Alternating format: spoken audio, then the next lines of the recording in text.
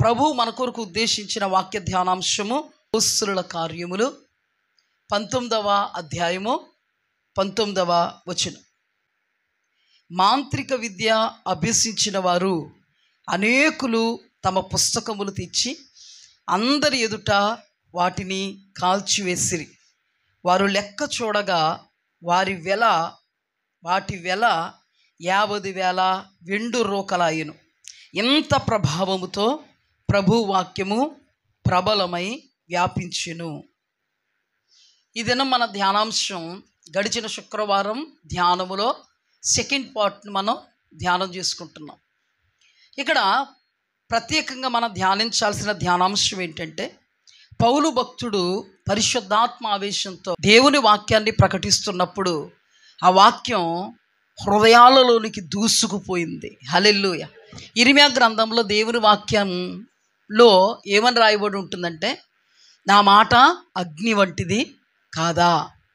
అగ్ని వంటి ఈ మాటను పౌలు ఆత్మావేశంతో, పరిశుద్ధాత్మ పూర్ణుడై ఆత్మావేశముతో ప్రకటిస్తున్నప్పుడు ఈ వాక్యం ఆసియాలో చాలా ప్రభావితాన్ని చూపించింది. ఎఫెస్సు అనేటువంటి ప్రాంతంలో చాలా ప్రభావితాన్ని చూపించింది. ఆ ప్రాంతంలో మాంత్రికులు విద్యను అభ్యసించారు. మాంత్రిక విద్య అంటే అభ్యాసం చేశారన్నమాట, అంటే చదువుకున్నారు ఈ విద్యను. ఇది మాంత్రిక విద్య.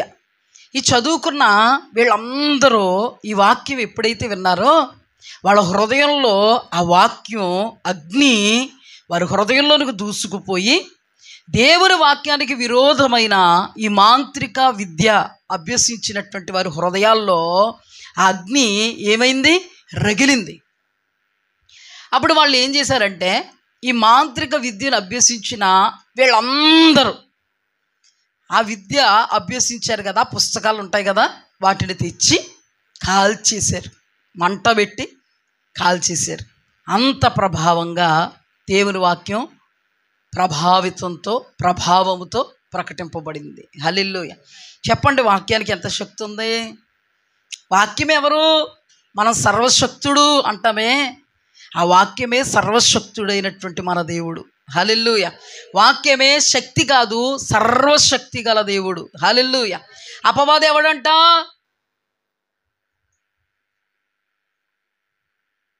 అపవాది ఎవడంట?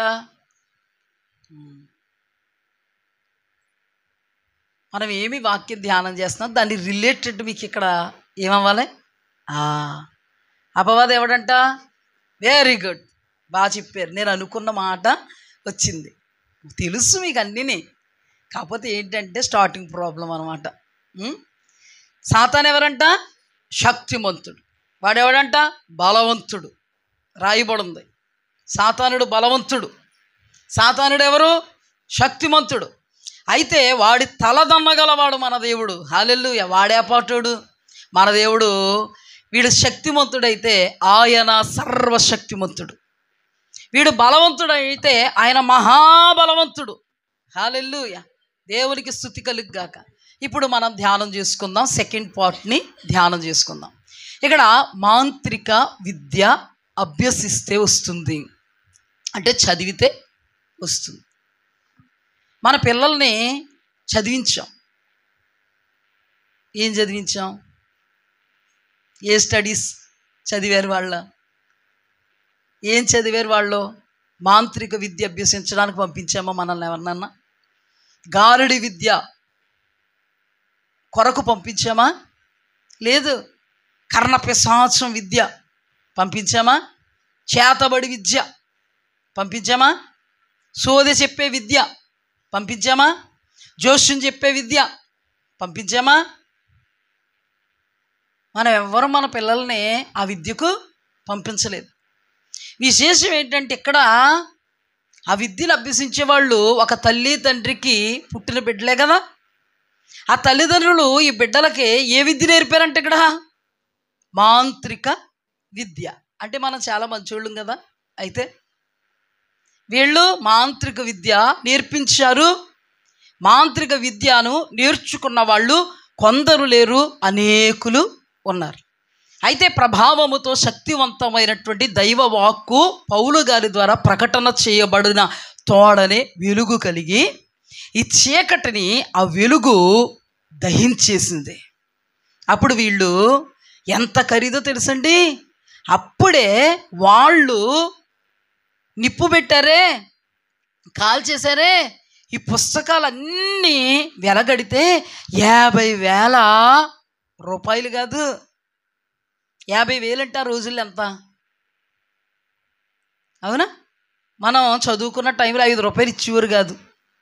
1 రూపాయి అంటే, రూపాయి కూడా కాదు, 1 10 రూపాయి అంటేనే గొప్ప ఆ టైంలో. మా టైంలో అయితే రూపాయి అనుకో. మరి ఇప్పుడు రూపాయికి వాల్యూ ఉందా? మన పిల్లడికి రూపాయి అయితే చాలు అమ్మ, ఐస్ క్రీమ్ కూడా రాదు. ఆ రోజుల్లో 50,000 రూపాయలు కాదంట, 50,000 వెండి రోకలంట. బంగారం కంటే కొంచెం తక్కువ అంతే వెండి కదా. 5 రూపాయల కాసు, మామూలు కాసు ఉందనుకో నీ దగ్గర, అదే 5 రూపాయల కాసు వెండి కాసు ఉంటే ఎంత విలువ? ఈ 50,000 కాదు కానీ 50,000 వెండి రోకలు. ఆ రోజుల్లో అంత కాస్ట్లీ విద్య అనమాట ఆ విద్య. ఈ రోజుల్లో అయితే మనకి ఎల్కేజీ చదువుతుంటే ఒక 50,000 అవుతుందేమో.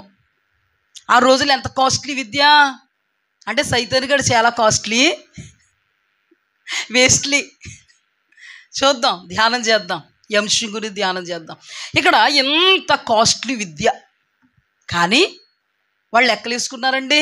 అయ్యయ్యయ్యో ఇంత కాస్ట్, ఇంత పెట్టుబడి పెట్టాం, అయ్యో బాబోయ్ ఈ పుస్తకాలు కాల్చేస్తే ఎలాగా, డబ్బు కాల్చేసినట్టే, వెండి రూకలు కాల్చేసినట్టే అని ఆలోచించారా? వాక్యము ప్రకటింపబడిన తోడని ఎంత ప్రభావం గల కాకపోతే ఆ వాక్యంలో, ఎంత ప్రభావం ఉండకపోతే ఆ వాక్యంలో, వీళ్ళందరినీ పోని పౌలు గారు వీళ్ళు తీసుకురండి అన్నారా? వాళ్ళతో వాక్యము మాట్లాడుతుంటే వాళ్ళ హృదయాల్లో వాక్యం పొడుచుకుంది, వాళ్ళ బ్రతుకుల్లో పొడుచుకుంది. ఈ మాంత్రిక సంబంధితమైనటువంటి పరిస్థితులు మనల్ని నిత్య నరకాగ్నిపాలు చేస్తాయి. ఇవి మన దగ్గర ఛాయలు కూడా ఉండడానికి వీల్లేదు, అందుకని దాచుకోలేదు, కానీ బయటికి తీసుకొచ్చి వాటిని ఏం చేశారు?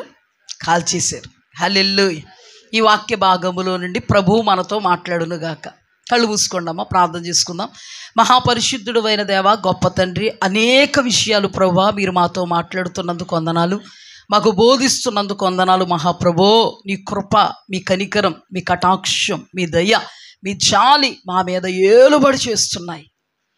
మిమ్మల్ని స్తుతిస్తూ ఉండగా మీరు మాతో సంభాషించడానికి దిగొచ్చేసారు నాయన.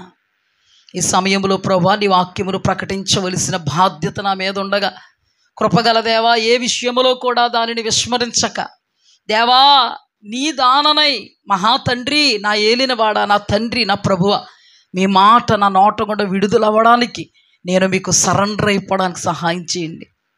నా ప్రాణాత్మ దేహాలు, నా వాక్కు సమస్తము మీ అండర్లో ఉండాలి నాయన. కృప చూపించండి.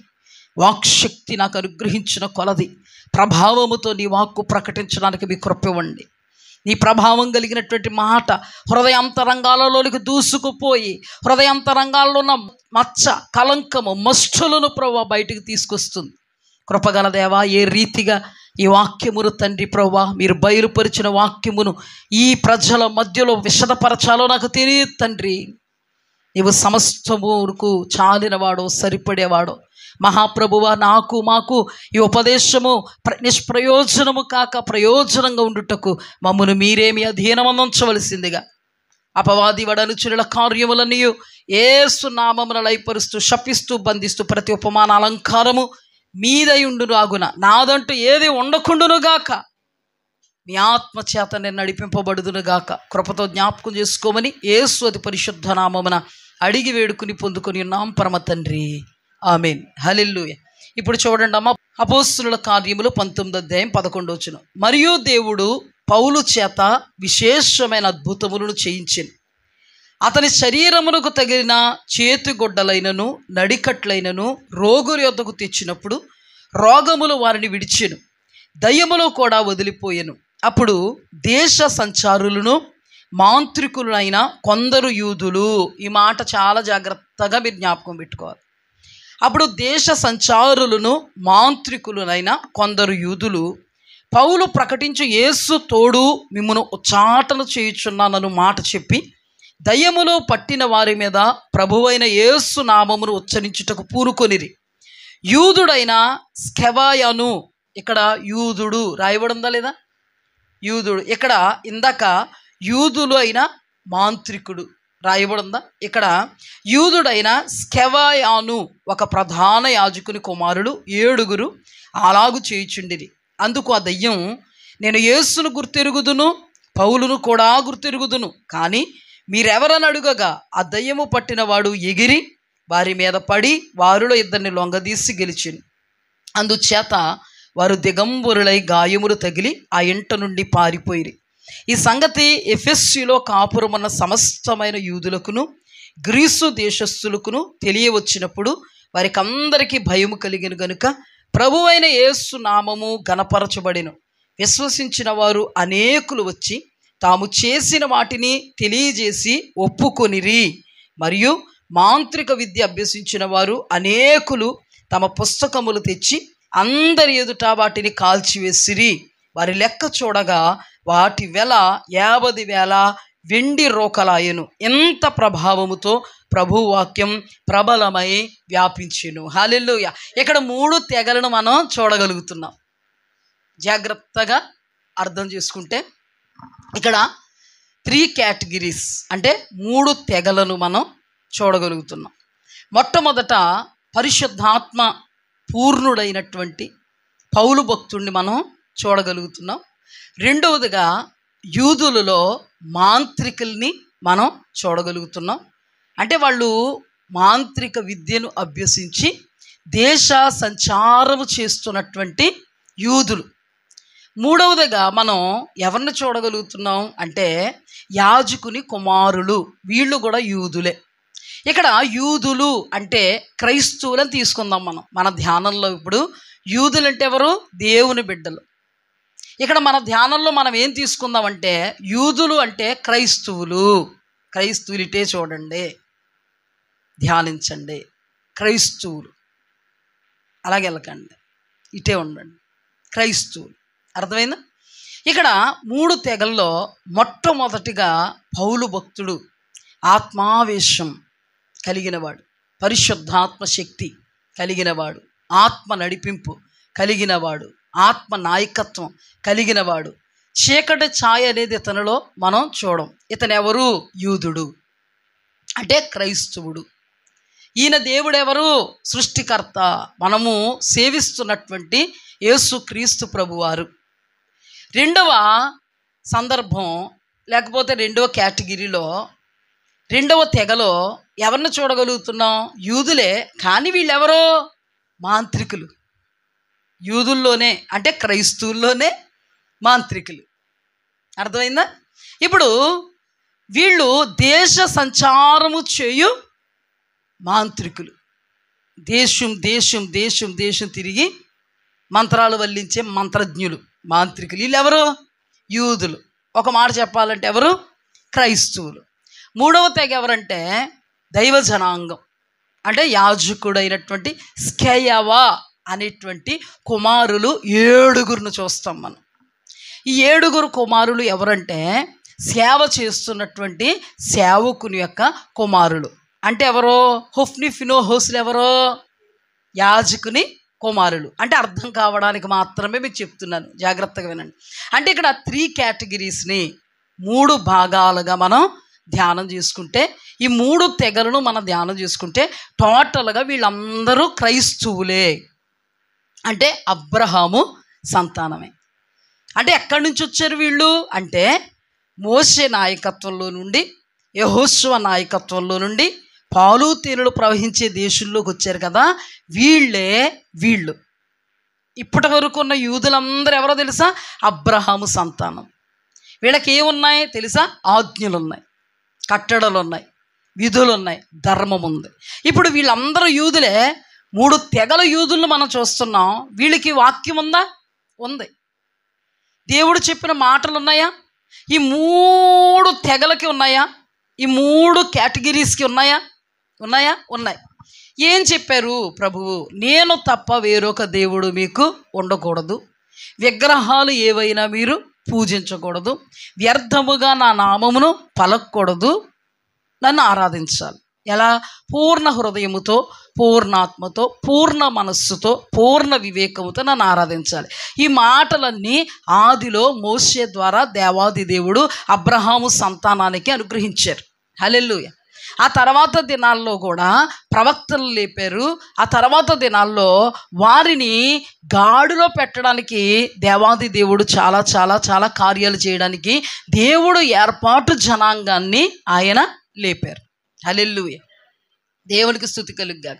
ఇప్పుడు ఇశ్రాయేలీయులకి ఎప్పుడు పరిచయం విగ్రహారాధన అంటే, ఐగుప్తు దేశంలో ఉన్నప్పుడు విగ్రహారాధికులకి ఎవరు లేరు, కానీ ఐగుప్తు దేశంలో తమకున్నటువంటి కష్టాన్ని బట్టి, వేదనను బట్టి, చింతను బట్టి, దుఃఖాన్ని బట్టి, భయంకరమైనటువంటి దుర్దశను బట్టి తమ దేవుడు ఎవరో వాళ్ళకి తెలుసు. ఎవ్వరు మర్చిపోలేదు దేవుణ్ణి. ఐగుప్తు దేశంలో ఐగుప్తు దేవతలను పూజించినట్టుగా మనం చూడం, ఐగుప్తు దేవతలను ఆశ్రయించినట్టుగా కూడా చూడం. ఇశ్రాయేలీలందరూ కూడా దేవునికి మహారోధనతో, దుఃఖముతో ప్రభువుని వేడుకున్నట్టుగా చూస్తాం. అప్పుడు వాళ్ళకి తెలుసా లేదా ప్రభు ఎవరో? తెలుసా? అబ్రహాము దేవుడు, ఇస్సాకు దేవుడు, యాకోబు దేవుడు అనబడేటువంటి యెహోవా, మనం సేవిస్తున్న యేసయ్య తెలుసు కదా. ఆ దేవుడికే వెళ్ళింది కదా ప్రార్థన. ఏ దేవుడికి చేశారో ఆ దేవుడికే సీదాగా ఎందుకు వెళ్ళిపోయింది ప్రార్థన? ఏ దేవుడు చేశాడో ఆ దేవునికే సీదాగా ఎందుకు వెళ్ళిపోయింది ప్రార్థన? ఎందుకు దేవుడు విముఖుడవ్వలేదు? చాలా సందర్భాల్లో వాక్యంలో ఆయన కొంతమంది ప్రార్థనను వినలే. ఆ తర్వాత సందర్భంలో ఇశ్రాయేలీయుల ప్రార్థన కూడా వినలే.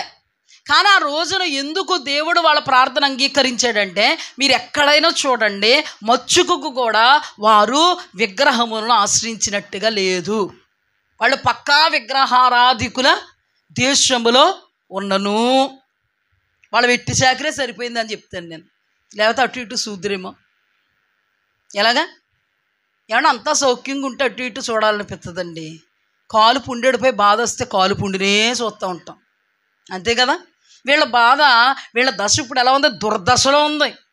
దుర్దశ. మహర్దశలో ఉంటే అటు ఇటు చూద్దాం, దుర్దశలో ఉంటే ఇప్పుడు చెప్పండి, దుర్దశ మంచిదా కాదా? కాదా? ఆయన్నే చూసేలా చేద్ది దుర్దశ కదా. అందుకే వీళ్ళు ఎవరినన్నా చూసారా? ఆ బాధలో, వేదనలో, ఆఖరికి చచ్చిపోతున్న శవాలను కూడా పాతి పెట్టుకోవడానికి లేదు, ఏడవడానికి లేదు. ఎంత దుర్దశ! ఈ దుర్దశలో వారికి ఇంకెవరిని చూడడానికి కూడా టైం లేదు. కానీ ఏ దేవుడైతే వాళ్ళకి తెలుసో ఆ దేవుని వైపే చూస్తున్నారు. వెంటనే ఆ దేవుడు వీళ్ళను చూడడం జరిగింది. అంతవరకు కూడా దేవతలు అంటే ఏంటో వాళ్ళకే తెలిసినను వాటి వైపు కన్నెత్తి కూడా చూడలే. ఆ తర్వాత రోజుల్లో ఐగుప్తు దేశము నుంచి మోషే దేవుని ఆత్మతో విడిపించడం, ఆ తర్వాత కరెక్ట్గా కొండెక్కడం. మనకు తెలుసు కదా, మోషే ఏం చేశాడు? కొండ ఎక్కాడు, పర్వతం ఎక్కాడు.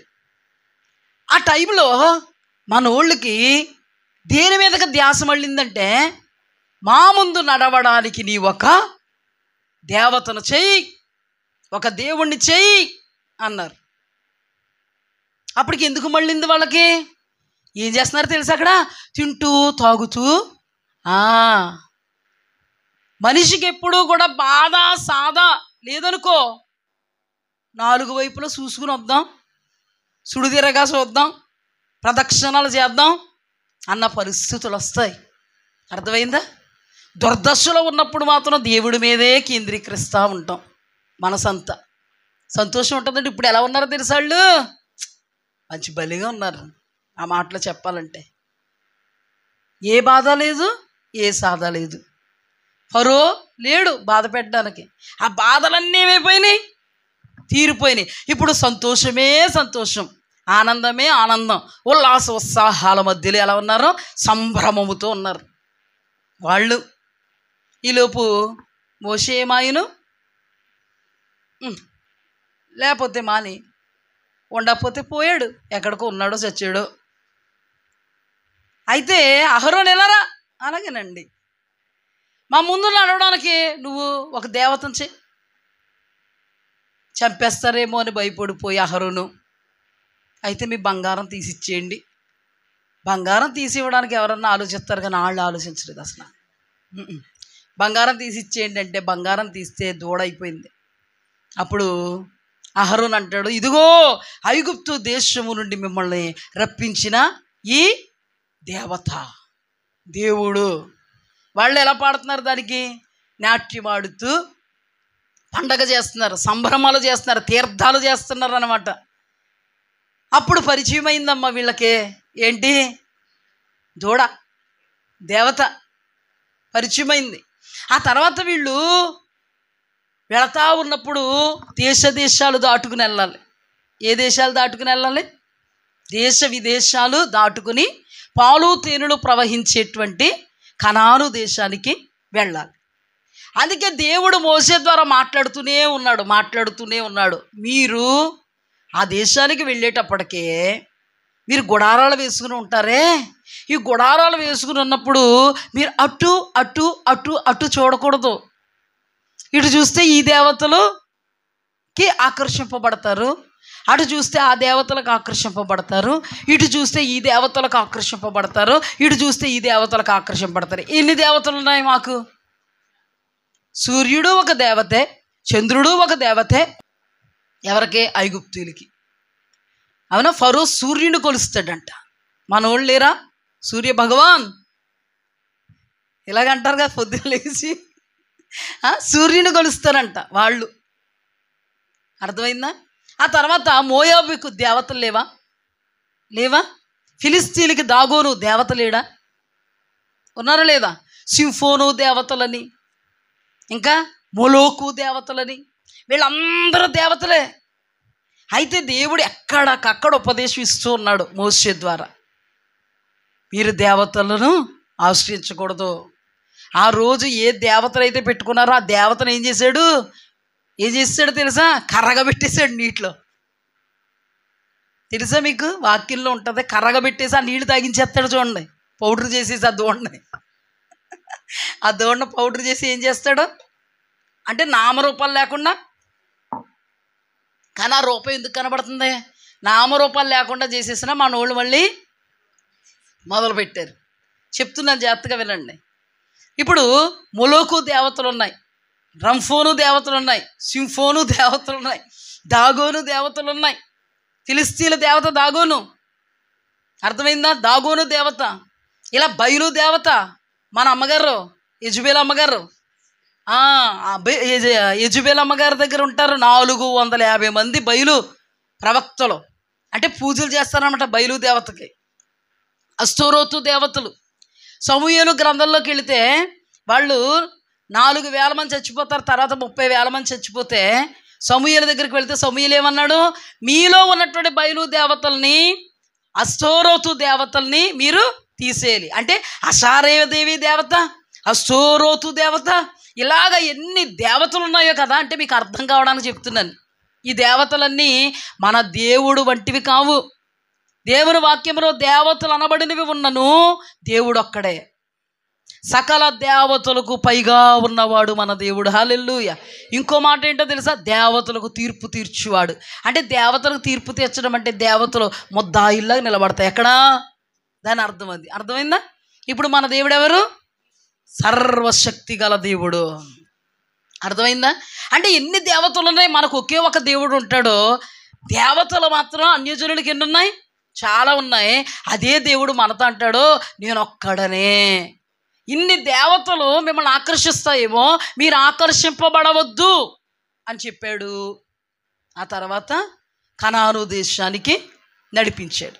హల్లెలూయా, దేవునికి స్తుతి కలుగుగాక. ఆ తర్వాత యెషయా గ్రంథం చూడండి, ఆ తర్వాత ఇర్మియా గ్రంథం చూడండి, ఆ తర్వాత యెహెజ్కేలు గ్రంథం చూడండి. దేవుడు అంటాడు యెషయా గ్రంథంలో, మీ దేశమంతా దేవతలతోటే ఉంది.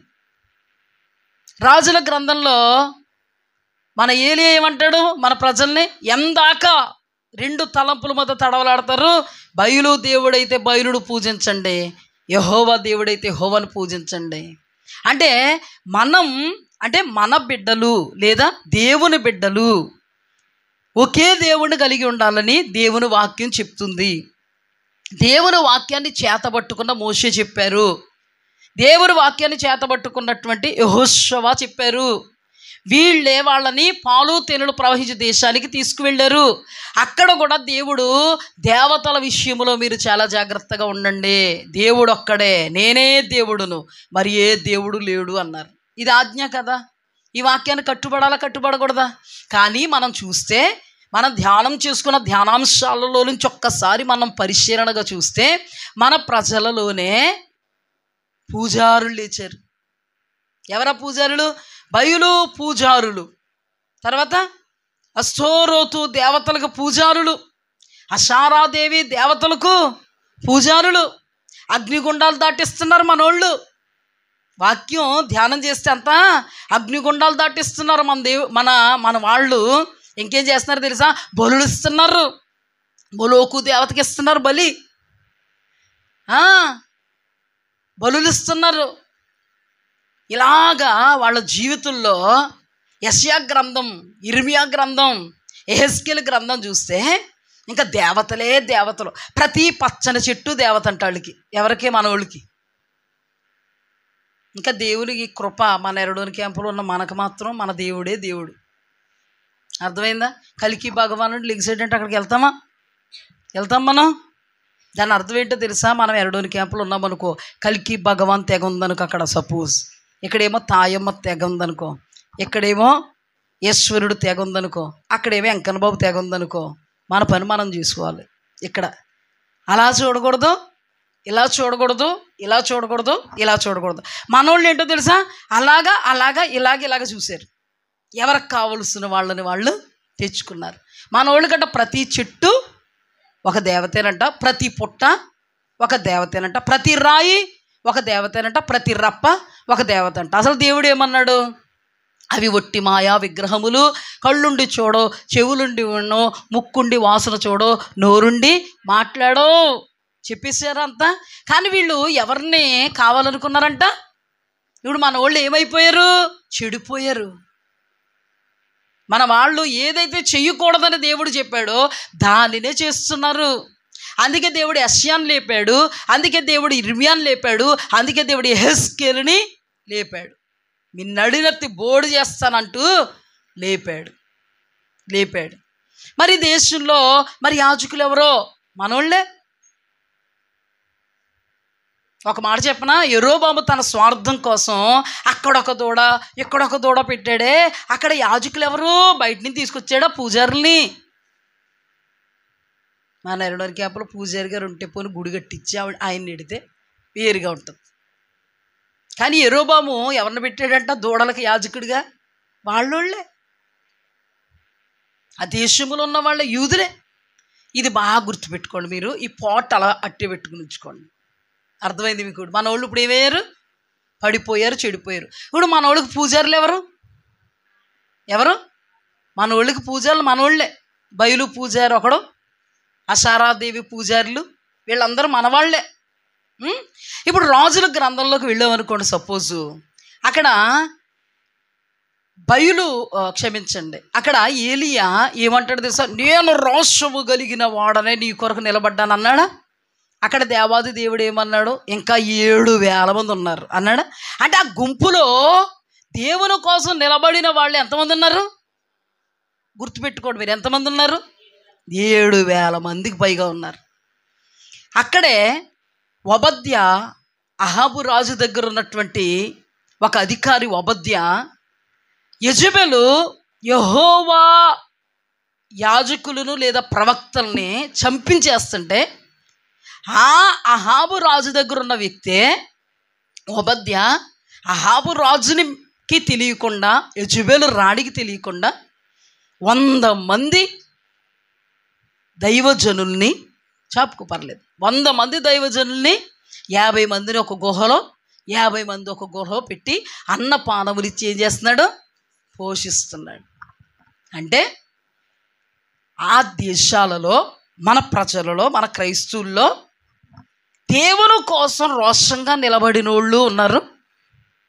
దేవుని కోసం ఎన్నో సమస్యలను ఎదుర్కొంటూ భార్య బిడ్డలతో సహవాసం లేకుండా గుహల్లో దాచబడుతున్న వాళ్ళు ఉన్నారు. అంతేకాదు పూజారుల్లాగా అవతారాలు ఎత్తినోళ్ళు ఉన్నారు. అర్థమైంది మీకు? ఇప్పుడు అర్థమైంది కదా? అందరూ ఎవరు? మనోళ్ళే, మనోళ్ళే. ఎన్ని తెగలు ఉన్నాయి ఇందులో? దేవుని కోసం నిలబడిన వాళ్ళు ఉన్నారు, బయలు దేవతలకి ఆహుతి అయిపోయిన వాళ్ళు, అంటే ఇతర దేవతలకు ఆహుతి అయిపోయిన వాళ్ళు, పూజించేవాళ్ళు కొంత అయితే పూజకు ప్రోత్సహించేటువంటి పూజారులాగా అవతారం ఎత్తిన వాళ్ళు కూడా మన వాళ్ళే. అర్థమైంది కదా ఇప్పుడు మీకు? అట్టే పెట్టుకోండి. ఇప్పుడు చూడండి జాగ్రత్తగా వాక్యాన్ని. ఇక్కడ మాంత్రిక విద్య. ఇప్పుడు మనందరికీ తెలుసు మాంత్రిక విద్య అనేది సాతానికి సంబంధించింది. ఈ మాంత్రిక విద్యలో ఎవరెవరు ఉంటారో తెలుసా? మంత్రాలు ఉంటాయి తప్పకుండా. ఈ విద్యలో ఏముంటాయి? మంత్రాలు ఉంటాయి. మంత్రం, తంత్రం, యంత్రం అంటారన్నమాట. రక్షరేఖలు కట్టించుకుంటారే పాపం తెలియక, అది మంత్రమే, అందులో యంత్రం ఉంటుంది. రక్షరేఖలు కట్టించుకుంటారు కదా, విభూదులు పెట్టించుకుంటారు కదా. దేవుని బిడ్డలు చెయ్యకపోతే దేవునికి స్తుతి కలుగుగాక, చేస్తే అది పాపం. అర్థమైందా? జ్యోతిష్కులు, ఇది విద్య. గారడి, ఇది విద్య. తర్వాత కర్ణపిశాచం, ఇది విద్య. శకునగాండ్రు, ఇది విద్య. విద్వాంసులు, ఇది విద్య. ఇప్పుడు ఇక్కడ రాయబడిన మాట మాంత్రిక విద్య అభ్యసించిన వారిని మనం ధ్యానం చేద్దాం. ఈ మాంత్రిక అనేది సాతానుకి పక్కాగా సాతానుడికి సంబంధించిన విద్య అనడానికి నిర్గమకాండం 7:11. అప్పుడు ఫరో తన విద్వాంసులను మంత్రజ్ఞులను పిలిచెను. ఇప్పుడు విద్వాంసులు మంత్రజ్ఞులు ఐగుప్తు దేశంలో ఫరోకి చెందినవారు. బాగా గుర్తుపెట్టుకోండి. మంత్రజ్ఞులు, విద్వాంసులు పిలిచాడు. ఐగుప్తు శకునగాండ్రు కూడా తమ మంత్రముల చేత అలాగు చేసిరి. ఇక్కడ ఎవరిని చూడగలుగుతున్నాం మనం? విద్వాంసులు, మంత్రజ్ఞులు, శకునగాండ్రు. వీళ్ళంట మంత్రాల చేత ఏం చేశారు? పాముని చేశారు మంత్రాల చేత. చాలా ఆసక్తిగా ఉంటుంది, వినండి. మంత్రాల చేత ఎవరు చెప్పాలి? మంత్రజ్ఞులు, విద్వాంసులు, శకునగాండ్రు. గుర్తుపెట్టుకోండి. మంత్రాల చేత ఏం చేశారు? దేవుని ఆత్మ చేత పాములు చేశారా లేదా? మోషే అహరోన్లు కర్రను ఏం చేశారు? ఇది దేవుని ఆత్మ. కానీ మంత్రజ్ఞులు తమ మంత్రాల చేత, శకునగాండ్రు ఏం చేశారు? పామును చేశారు. ఇప్పుడు చెప్పండి, ఇది పామైంది, అది పామైంది, రెండు పాములే, ఇద్దరు మనోళ్ళే అవుతారా? ప్రశ్న మీకు. ఇద్దరు మనోళ్ళు అవుతారా? ఇప్పుడు చెప్పండి, మనోళ్ళు ఎవరెక్కడ? మోషే అహరోను. Very good. మనకు సంబంధం లేని వాళ్ళు ఎవరు? మంత్రజ్ఞులు, విద్వాంసులు, శకునగాండ్రు. వీళ్ళతో మనకు సంబంధం లేదు. అయితే వాళ్ళతో కార్యాలు జరుగుతాయిలో జరగవా? జరుగుతాయి. అందుకే దెయ్యం పట్టిందనుకో, మంత్రజ్ఞుడి దగ్గర తీసుకెళ్ళే వరకు వదిలిచ్చేస్తాడు, పెట్టేమంటే పెడేస్తాడు, అటు ఇటు చేసేస్తాడు. ఎందుకంటే దెయ్యాలని ఏం చేస్తాడో పిలుస్తాడు, పంపుతాడు, బయటికి రమ్మంటాడు, వాళ్ళలోకి వెళ్ళమంటాడు. ఇది మంత్రం. అర్థమైంది మీకు? 22 త్వరగా చూడాలి. ఐగుప్తు శకునగాండ్రు కూడా తమ మంత్రములు వలన అట్లు చేయగా యెహోవా చెప్పినట్లు ఫరో హృదయం కఠినమాయెను. తమ మంత్రములు చేత అట్లు చేయగా ఏం చేశారు? నీళ్లను రక్తంగా మార్చారు. మోషే నీళ్లను రక్తంగా మార్చాడు. విద్వాంసులు పిలిచాడు, మంత్రజ్ఞులు పిలిచాడు. శకునగాండ్రు పిలిస్తే శకునగాండ్రు ఒక అడుగు ముందుకేసి మా మంత్రాలతో మేము చేస్తామని తమ మంత్రములతో నీటిని రక్తముగా మార్చారు. మనకు సంబంధించిన వాళ్ళు వీళ్ళు. మరి మనోళ్ళు చేస్తున్నారు కదా. అసలు దేవుడు మన వాళ్లను ఆ సూచిక క్రియలే చేయమని పంపాడు కదా. కర్ర అని పాము చేయి, నీటిని రక్తంగా మార్చు, నెక్స్ట్ కప్పల చేయి. ఇక్కడ కూడా రాయబడిన మాట 8:7 నిర్గమకాండం 8:7. శకునగాండ్రు కూడా తమ మంత్రముల వలన అలాగూ చేసి, ఎలాగూ కప్పలను తెప్పించి. నెక్స్ట్ 18 చూడండి. పేలు చెయ్యాలి. ఇప్పుడు 18 వచ్చిన శకునగాండ్రు చేసిరు కానీ అది వారి వలన కాకపోయెను. పేలు మనుష్యుల మీదను జంతువుల మీద ఉండగా శకునగాండ్రు ఇది దైవశక్తి అని ఫరోతో చెప్పిరి. ఇది దైవశక్తి. అందుకే మొదట నేనేమన్నాను, సాతానుడు బలవంతుడు, మన దేవుడు బహుబలవంతుడు. సాతానుడు శక్తిమంతుడు, మన దేవుడు సర్వశక్తిమంతుడు అన్నాను. అందుకే ఇప్పుడు చూడండి, దేవాది దేవుడు సూచక క్రియలు చేయి మోసే, కర్ర చేయి పామును కర్రని పాము చేయి, కర్రను పాము చేయి, నీటిని రక్తంగా మార్చు, కప్పలను పంపు వాళ్ళ మీదకి. పేలు పంపలేదు, అవలేదు వాళ్ళ మీదకి. ఈ 3 ఎగ్జాక్ట్గా ఏ తేడా లేకుండా, ఆ కర్ర పాము, ఈ కర్ర పామే. అర్థమైందా లేదా?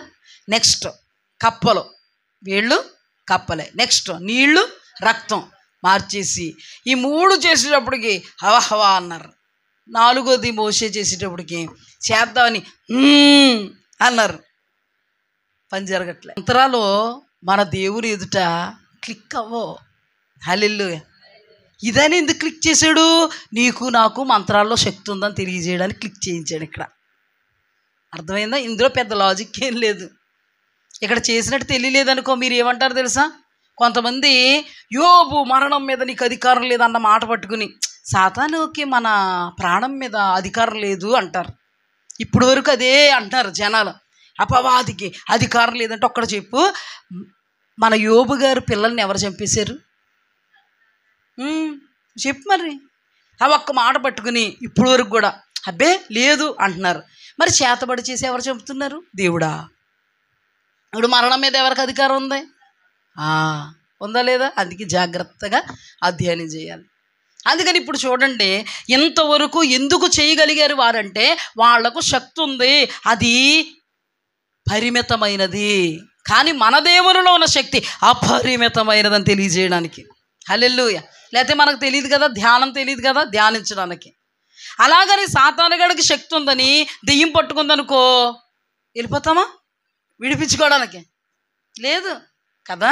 ఎందుకంటే మనకు ఒక పరిధి ఉంది, మనకు ఒక కట్టడి ఉంది, మనకు ఒక నియమం ఉంది, నిబద్ధత ఉంది, మనకు ఒక పరిధి ఉంది.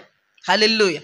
ఇప్పుడు చూడండి, జాగ్రత్తగా మనం అధ్యయనం చేస్తే వీళ్ళు మంత్రాల వల్ల కొంత మట్టుకు చేయగలిగారు, తర్వాత చేయలేకపోయారు. వాళ్ళు ఒప్పుకుంటున్న మాట ఇది దైవశక్తి.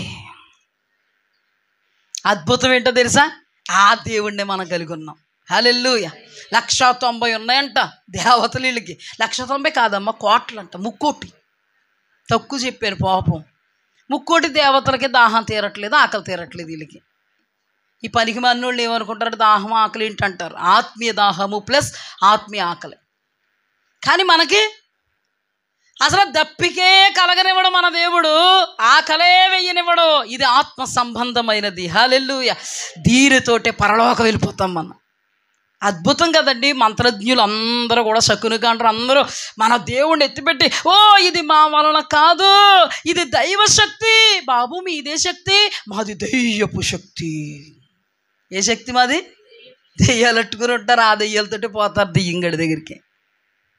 మన దేవుడు హల్లెలూయా పరిశుద్ధుడు. పరిశుద్ధుడు అని పిలువబడ్డానికి యోగ్యుడు. ఇది కూడా చెప్తాను నేను మీకు. నెబుకద్నెజర్ రాజు ఏమంటాడో తెలుసా? ఏమండి, వీళ్ళ దగ్గర ఉన్నట్టుగానే నెబుకద్నెజర్ రాజు దగ్గర ఎంతమంది ఉన్నారో? శకునగాండ్రు ఉన్నారు, గారడి విద్య కలిగిన వాళ్ళు ఉన్నారు, కల్దీయులు ఉన్నారు, విద్వాంసులు ఉన్నారు, శకునగాండ్రు ఉన్నారు లేదా? దానియేలు గ్రంథం 1వ అధ్యాయంలో మనం చూస్తే దానియేలు గ్రంథంలో రాయబడిన మాట ఏంటంటే, యోధా దేశంలో ఉన్నటువంటి బాలురు అనబడేటువంటి యోధా రాజవంశానికి చెందిన వాళ్ళు తీసుకొచ్చి మన కల్దీయుల విద్య వాళ్ళకి నేర్పండి, సకల శాస్త్ర ప్రావీణ్యత కలిగిన వారిని తీసుకురండి, మన విద్య వాళ్ళకి నేర్పండి, మన భాష వారికి నేర్పండి అని ఉంది. అక్కడ ఉంటే కొంచెం ముందుకు వెళితే నెబుకద్నెజర్ రాజు ఏమి గ్రహించగలుగుతున్నాడు? వీళ్ళలో వాళ్ళ దగ్గర ఉన్న వాళ్ళకంటే 10 అంతల జ్ఞానం చూడగలుగుతున్నాడు. ఎవరిలో? శద్రకు, మేషక, అబేద్నెగోలు, దానియేలులో. వీళ్ళ జ్ఞానం ఏ జ్ఞానం? ఇది దైవీకమైన జ్ఞానం. హల్లెలూయా, దేవునికి స్తుతి కలుగుగాక. అదే నెబుకద్నెజర్ రాజు దగ్గర ఉన్నటువంటి మంత్రజ్ఞుల జ్ఞానం, విద్వాంసుల జ్ఞానం, జ్ఞానుల జ్ఞానం, శకునగాండ్ర జ్ఞానం, జ్యోతిష్కుల జ్ఞానం, ఇది ఇంకా కల్దీయుల జ్ఞానం, ఇదంతా ఏ జ్ఞానం? దైవ జ్ఞానమా? దయ్యాల జ్ఞానం. అందుకే వాక్యంలో మనుష్య జ్ఞానం వెర్రితనం, లౌకికం దయ్యాల జ్ఞానం. కానీ దేవుని బిడ్డల్లో ఈ దయ్యాల జ్ఞానం ఉండకూడదు, కానీ ఆటోమేటిక్గా వచ్చేస్తుంది. చెప్తాను తర్వాత. ఏది ఉండకూడదు అది ఆటోమేటిక్గా వచ్చేస్తుంది. రాకూడదు, మరి అది వస్తే పాపం. చెప్తాను ఏ జ్ఞానమో. ఇప్పుడు చూడండి, నెబుకద్నెజర్ రాజు దగ్గర నిలబడినప్పుడు ఆ మాట చదవండి ఒకసారి త్వరగా. ఈ మాట చాలా ప్రాముఖ్యం. దానియేలు గ్రంథము 1వ అధ్యాయము 17వ వచనం. నలుగురు బాలుర సంగతి ఏమనగా, దేవుడు వారికి జ్ఞానమును సకల శాస్త్ర ప్రావీణ్యతను వివేచనయు అనుగ్రహించెను. ఇది దైవ జ్ఞానం. ఇదే జ్ఞానం. ఆ జ్ఞానం దైవ జ్ఞానంలో ఏముంది? జ్ఞానమును. అసలు మన దేవుడు జ్ఞాన వివేకములకు ఆధారమగువాడు. ఇప్పుడు వీళ్ళలో ఏం చూస్తాం? జ్ఞానం. దయ్యాల జ్ఞానం చూస్తామా? చూడం. నెక్స్ట్, సకల శాస్త్ర ప్రావీణ్యతయు. సకల శాస్త్రాలలో ప్రావీణ్యత. అంతేగాని మంత్రాలలో ప్రావీణ్యత చూసామా? ఏమండి, మంత్రాల్లో ప్రావీణ్యత చూసామా? సకల శాస్త్ర ప్రావీణ్యత చూసామా? ఇది దేవునికి సంబంధించింది. వివేచన అనే వరం కూడా ఉంది మనకి, తెలుసా? ఇది దేవునికి సంబంధించింది. మరియు దానియేలు సకల విధములకు మర్మాలు, స్వప్న భావాలు గ్రహించు తెలివి గలవాడై ఉండెను. హల్లెలూయా. మీరు గుర్తుపెట్టుకోండి, ఎంతవరకు మనము మాంత్రిక దయ్యాలకు సంబంధించింది చూచాం. ఇప్పుడు మనం ఏం చూసినాం? దేవునికి సంబంధించింది.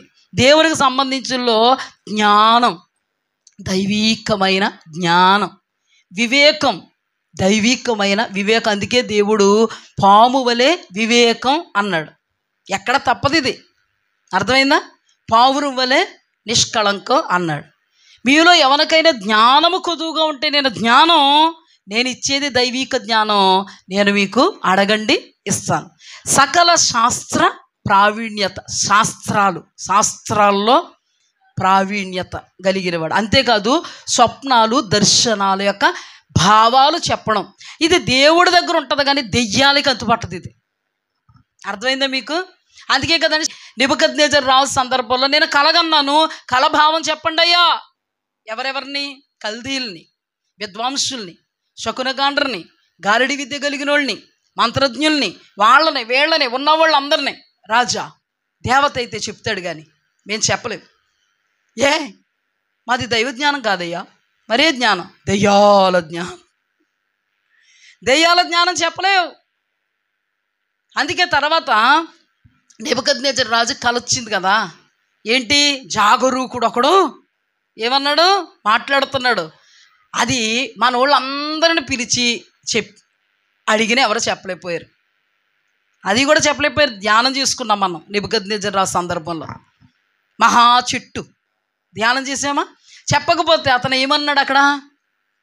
దానియేలు అన్నవాడు నా ఎదుటకు వచ్చాడు. దానియేలు, నీవు పరిశుద్ధ దేవతల ఆత్మ కలిగిన వాడవనియు, ఏ మర్మము నిన్ను కలత పెట్టలేదనియు నేను ఎరుగుతున్నా. హల్లెలూయా. ఇది దైవ జ్ఞానం.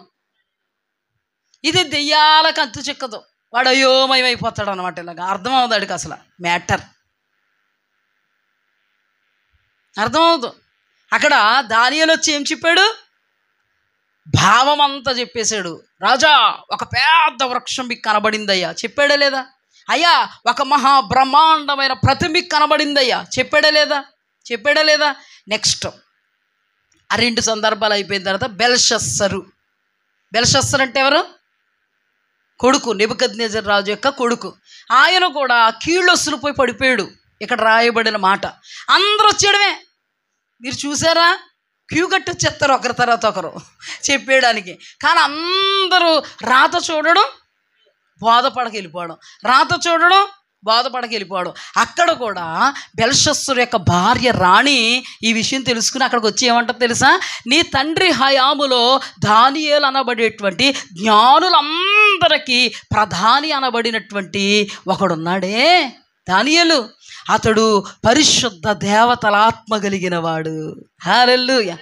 ఆయన చెప్తాడు, పంపించు, పిలిపించగానే దానియేలు చదవ్వా మేనే టేకేలో ఫారసిన్ చదివేసాడు. అర్థం చెప్పా, తక్కిట్లేసి చూస్తే నువ్వు తేలిపోయా, నీ చాప్టర్ క్లోజ్, నేను లేపేస్తున్నాడు దేవుడు అన్నాడు. మర్మములు బయలుపరిచాడు, ప్రతీది విశదపరిచాడు. ఇది దెయ్యాల జ్ఞానానికి అంతు చెక్కనటువంటి జ్ఞానం. హల్లెలూయా. అందుకే ఇందాక మనం ధ్యానించుకున్నటువంటి ధ్యానాంశంలో ఇది దైవ శక్తి అన్నారా లేదా? ఇక్కడ కూడా సమయం సరిపోదు కానీ మీకు చూపించాను ఇంతకుముందు, అందుకే చెప్తున్నాను. నెబుకద్నెజరు ఏమన్నాడు? పరిశుద్ధ దేవతల ఆత్మ కలిగిన వాడువు. ఇక్కడ బెల్షస్సరు భార్య రాణమ్మ ఏమంటుంది? నీ తండ్రి హయాములో పరిశుద్ధ దేవతల ఆత్మ కలిగిన దానియేలు ఒకరున్నారుగా. హల్లెలూయా. ఇప్పుడు ఈ దెయ్యాలు కొంత మాత్రం చేయగలవు, మన దేవుడు అనంతం చేయగలడు. హల్లెలూయా. దేవునికి స్తుతి కలుగుగాక. ఇప్పుడు చూడండి, ఇదంతా విద్య. ఏంటిదంతా? విద్య. మరి విద్య వాళ్ళు అభ్యసిస్తే వచ్చింది, కానీ దానియేలుకి అభ్యసిస్తూ వచ్చిందా? పౌలు గారికి అభ్యసిస్తూ వచ్చిందా? అపోస్తలులకు అభ్యసిస్తూ వచ్చిందా? యోసేపుకి అభ్యసిస్తే వచ్చిందా? ఎస్, అభ్యసిస్తే వచ్చింది. ఎస్, అభ్యసిస్తూ వచ్చింది. వాళ్ళకు పుస్తకం ఉంది, అదే పరిశుద్ధ గ్రంథం. హల్లెలూయా. నువ్వు అభ్యసిస్తే వస్తుందా? ఎస్, వస్తుంది. వాళ్ళకేమో మంత్రాలు, తంత్రాలు, యంత్రాలు వల్లించే పుస్తకాలు 50,000 వెండి రూకలేనంట కొంచెం. ఇంకా ప్రపంచంలో ఎన్నున్నాయో. నేనంటాను, మన పరిశుద్ధ గ్రంథానికి సాటి అనేది ఏది లేదు. హల్లెలూయా. ఇది జీవము కలిగినటువంటి గ్రంథం, ఇది మనల్ని జీవింపజేసేటువంటి గ్రంథం, నిత్య రాజ్యములో యుగయుగాలు జీవింపజేసేటువంటి గ్రంథం, పరిశుద్ధ గ్రంథం. మన దేవుడు పరిశుద్ధుడు. హల్లెలూయా. అందుకే దానియేలును పరిశుద్ధ అనే పదం ఉచ్చరించాడు. అందుకే దానియేలును రాణి పరిశుద్ధ అనే పదం ఉచ్చరించారు. ఇక్కడ దైవ శక్తి. ఇదంతా ఎంత ఆహ్లాదదాయకంగా ఉంటుందండి, ప్రశాంతమైన వాతావరణంగా ఉంటుంది. అదే దెయ్యాలైతే చాలా పోటు, చీకటి ఆనేద్దు మనకి. ఇప్పుడు చూడండి ఏమి అభ్యసించారు? ఈ సాధకం. హల్లెలూయా. నీ వాక్యము ఏంటి? నీ వాక్యం అనేటువంటి ఈ సాధకం చాలా అతీతమైనటువంటి సాధకం. శరీర సంబంధమైన సాధకం కొంత మట్టుకు ప్రయోజనము, కానీ ఆత్మ సంబంధమైనటువంటి ఈ సాధకము గొప్ప లాభానికి సాధకమై ఉంది. నీ వాక్యము నమ్మదగినది, పూర్ణాంగీకారమునకు యోగ్యమునై ఉన్నది. హల్లెలూయా. హల్లెలూయా. పూర్ణముగా మన దేవుడు మనల్ని అంగీకరించడానికి మనల్ని యోగ్యులుగా నిలబెట్టేది ఈ వాక్యము. ఇప్పుడు చూడండి, మనం దేని అభ్యాసం చేయాలి? ఈ వాక్యమే మనకు జ్ఞానాన్ని నేర్పిస్తుంది, ఈ వాక్యమే మనకు వివేకాన్ని నేర్పిస్తుంది. అద్భుతం ఏంటో తెలుసా? బోల్డ్ డబ్బులు ఖర్చు పెట్టుకుని అభ్యాసం చేశారంట వాళ్ళు. ఈ పరిశుద్ధ గ్రంథం కొనడానికి ఎన్ని డబ్బులు ఖర్చు అయిపోయినాయి అమ్మ నీకు? ఫ్రీగా కూడా ఇచ్చేస్తున్నారు కదా. ఫ్రీగా ఇస్తేనంట విలువ తెలియదంటండి. ఫ్రీగా ఇస్తే ఏం తెలియదంట. డబ్బులు పెట్టి కొనుక్కున్న ఒక 50 రూపాయల పాటల పుస్తకానికి ఎంత విలువ? దుమ్మట్టేసిందా? తుడుస్తాం. 50 రూపాయలు సొంత డబ్బులు పెట్టి కొనుక్కున్న జేబులో తీసుకుని, మరి ఇది మా పాస్టర్ గారు ఊరికి ఇచ్చేసారు ఉత్తరే. కానీ ఇది నిన్ను మోస్తుందండి, ఇది నిన్ను ఉద్ధరిస్తుంది, ఇది నిన్ను ఆదరిస్తుంది. ఇది తింగర వేషాలు వేస్తుంటే, అవివేకంగా ఉంటుంటే, తింగరమ్మా, తింగరయ్య, మన పిల్లలు అంటాం చూడు, తింగరుడా, అసలు ఏం తెలియలేదు ఇలారా అంటామా? మట్లాడతావా? చేతులు కడుక్కో, కాళ్ళు కడుక్కో, స్నానం చేయి. అలాగే ఇది కూడా మనల్ని ఏం చేస్తుంది? నా బిడ్డ, చేతులు కడుక్కోమ్మా, శుద్ధి చేసుకో. రక్తముతో నుండి ఉన్న నీ హస్తాలు, దోషముతో నుండి ఉన్న వ్రేళ్ళ అబద్ధాలు ఆడుతున్న పెదవులు, బెంకములు ఆడుతున్న నాలుక చాకలు వాని సబ్బుకు సాదృశ్యంగా ఉంది నా వాక్యం. కడుక్కో, హృదయాన్ని కడుక్కో. పిండబడని, కట్టబడని, మెత్తని చేయబడినటువంటి పచ్చి పుండ్లతోన్నా గాయాలు కడతానమ్మరా. ఈ వాక్యంలో లేనిదంటే ఏది లేదండి. నీ బ్రతుక్కి సరిపడా. నీ బ్రతికేంటండి? నీ కన్న బిడ్డల బ్రతుక్కి, నీ కట్టుకున్న భర్త బ్రతుక్కి, అంతకు మించి నీ పిల్ల తరాలకు రాకడ పర్యాంత వరకు మార్గం చూపుతుందండి వాక్యం, పరిశుద్ధ గ్రంథం. హల్లెలూయా. ఎంత మూల్యమైన దాన్ని చేతిలో పెట్టుకుని విలువ లేని దానిగా మనం ఏం చేస్తున్నాం? ఆ వాక్యమే దానియేలుకు అంత జ్ఞానం ఇచ్చిందండి. ఆ వాక్యమే కదా అపవిత్రపరుచుకోకూడదని నేర్పింది. ఆ వాక్యమే కదండి విగ్రహానికి మొక్కకూడదని నేర్పింది శద్రక్ మేషక్ అబేద్నెగోలకి. ఆ వాక్యమే కదండి దేవుని స్థానం మనిషికి ఎవరినైనా నేర్పింది దానియేలుకి. సింహాల బోనికి నడిపించింది. అయినా సింహాలు చంపేశాయా? ఈ వాక్యాన్ని నమ్ముకుని చావైనా పర్వాలేదని వెళ్ళాడేమో. దాన్ని నువ్వు చావడానికి వీల్లేదు. అవసరమైతే నేను నియమాన్ని మార్చేయగలను. సూర్యుడా గిబియోనులో, చంద్రుడు అయ్యాలో లోగోయలో ఆగంటే నియమం పెట్టింది నేను, మార్చాను లేదా? సింహం మనుషుని చూస్తే పిండి పిండి చేసేద్ది, ఆ నియమం పెట్టింది నేను. గేదె గడ్డి తింటుంది, సింహం మాంసం తింటుంది. మనుష్య మాంసం ఇంకా రుచి. కానీ నేనేం చేస్తాను తెలుసా? నోరు కట్టేస్తాను. నువ్వు ఎదురుగుండా ఉంటావు, నేను చూస్తూ ఉంటుంది అంతే. అది నువ్వు ప్రార్థన చేసుకుంటావు. ఎంత గొప్ప అండి! ఈ వాక్యమే కదండి వాళ్ళకి జ్ఞానం ఇచ్చింది, వివేకం ఇచ్చింది. ఈ వాక్యమే కదండి వాళ్ళకి తెగింపు ఇచ్చింది. ఈ వాక్యమే కదండి ప్రాణం పోయినా పర్లేదు నా దేవుడి కౌగిట్లోకి వెళ్ళిపోతానని తెగింపుతో నిలబెట్టింది. హల్లెలూయా, హల్లెలూయా. వాళ్ళు అభ్యాసం చేశారు. వేల వెండి రోకలు మనకి దేవుడు ఉచితంగా ఈ భాగ్యాన్ని ఇచ్చాడు. కొద్ది రోజులు, కొద్ది సంవత్సరాలు అయిపోతే ఇది దొరకదంటండి. వాక్యము దొరకని రోజులు వస్తాయి. ఈ రోజుల్లోనే వాక్యము దొరకని రోజులు ఉన్నాయి తెలుసా మనకి? చూడండి, ఇక్కడ ఏం చూసాం? ఒక తెగను మనం చూసాం. ఇది ఏ తెగ? మాంత్రిక, సాతానికి సంబంధించిన. ఇప్పుడు మీకు తెలుసు దైవశక్తి అంటే ఏంటి? దయ్యపు శక్తి లేదా దుష్ట శక్తి, చీకటి శక్తి, సాతాను శక్తి. రెండంటికి ఎంత వ్యత్యాసం ఉందో మీకు తెలుసు కదా. ఇప్పుడు చూడండి, దేవుని ప్రజలు అనబడిన వాళ్ళు వీటికి మొగ్గు చూపొచ్చా? చూపకూడదు. కానీ ఇక్కడ రాయబడిన చూడండి, అపోస్తుల కార్యాల్లోకి రండి ఒకసారి. అపోస్తుల కార్యాల్లోకి వస్తే 19వ అధ్యాయంలోకి వస్తే 13వ వచనం. 19వ అధ్యాయం 13వ వచనం. అప్పుడు దేశ సంచారులను మాంత్రికులైన కొందరు యూదులు. ఇప్పుడు వీళ్ళు ఏం మొదలుపెట్టారు? అభ్యాసం మొదలుపెట్టారు. ఎవరిళ్ళు? యూదులు, క్రైస్తవులు. ఏం మొదలు పెట్టకూడదో అది మొదలుపెట్టారు. మీకు తెలుసా, మన క్యాంపులోనే క్రైస్తవులు ఎంకన్న బాబును కొలుస్తున్నారు తెలుసా? తెలిసినా కూడా ఊపడానికి కూడా తెగింపు లేదు మీకు. ఎందుకు ఇంకా ఎవరన్నా ఏమన్నా అనేసుకుంటారని తెగింపు లేదు మీకు? తెలియదు పాప, నాకు ఒక్కరిదానికే తెలుసు. ఇప్పుడే వచ్చారు మీరు, నేను ఎప్పుడూ వచ్చాను. తెగింపు ఇదే తెగింపు లేనప్పుడు ఇంకే నిలబడతారు దేవుడి కోసం? శద్రక్ మేషక్ అబేద్నెగోల్లో నిలబడాలంటే ఇంకా సాగుకి వెళ్తారు ఇటు మీరు. దేవుని బిడ్డలు అయ్యుండి విగ్రహారాధికులుగా మార్చబడిన వాళ్ళు తెలదా మనకి? గ్రామంలో తెలుసు, తెలుసు.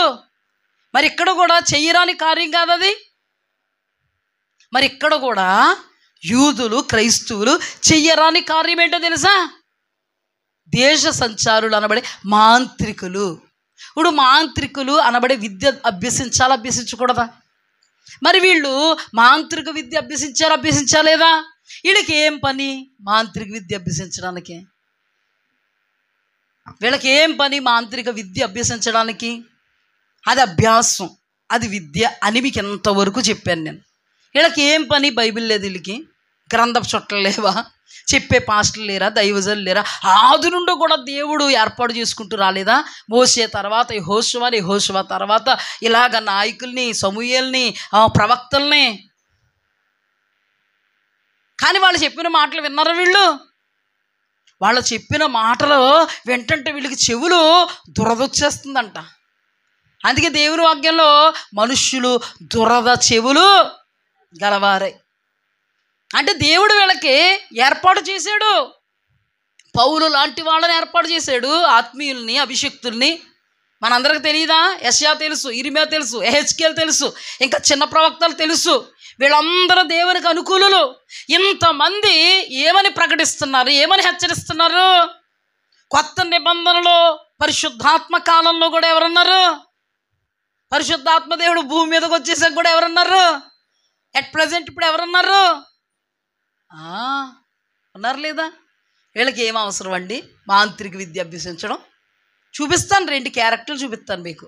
క్యారెక్టర్లు కాదు, క్యారెక్టర్స్ చూపించిన. అపోస్తుల కార్యములు 8వ అధ్యాయం 13వ అధ్యాయం చూద్దాం. 8వ అధ్యాయంలోకి రండమ్మ, ఒకసారి అందరూ తెరవండి. 8వ అధ్యాయం 9 నుండి నేను చదువుతాను, జాగ్రత్తగా వినండి. సీమోను అని ఒక మనుష్యుడు లోగడ ఆ పట్టణములో, ఏ పట్టణం? సమరయ పట్టణం.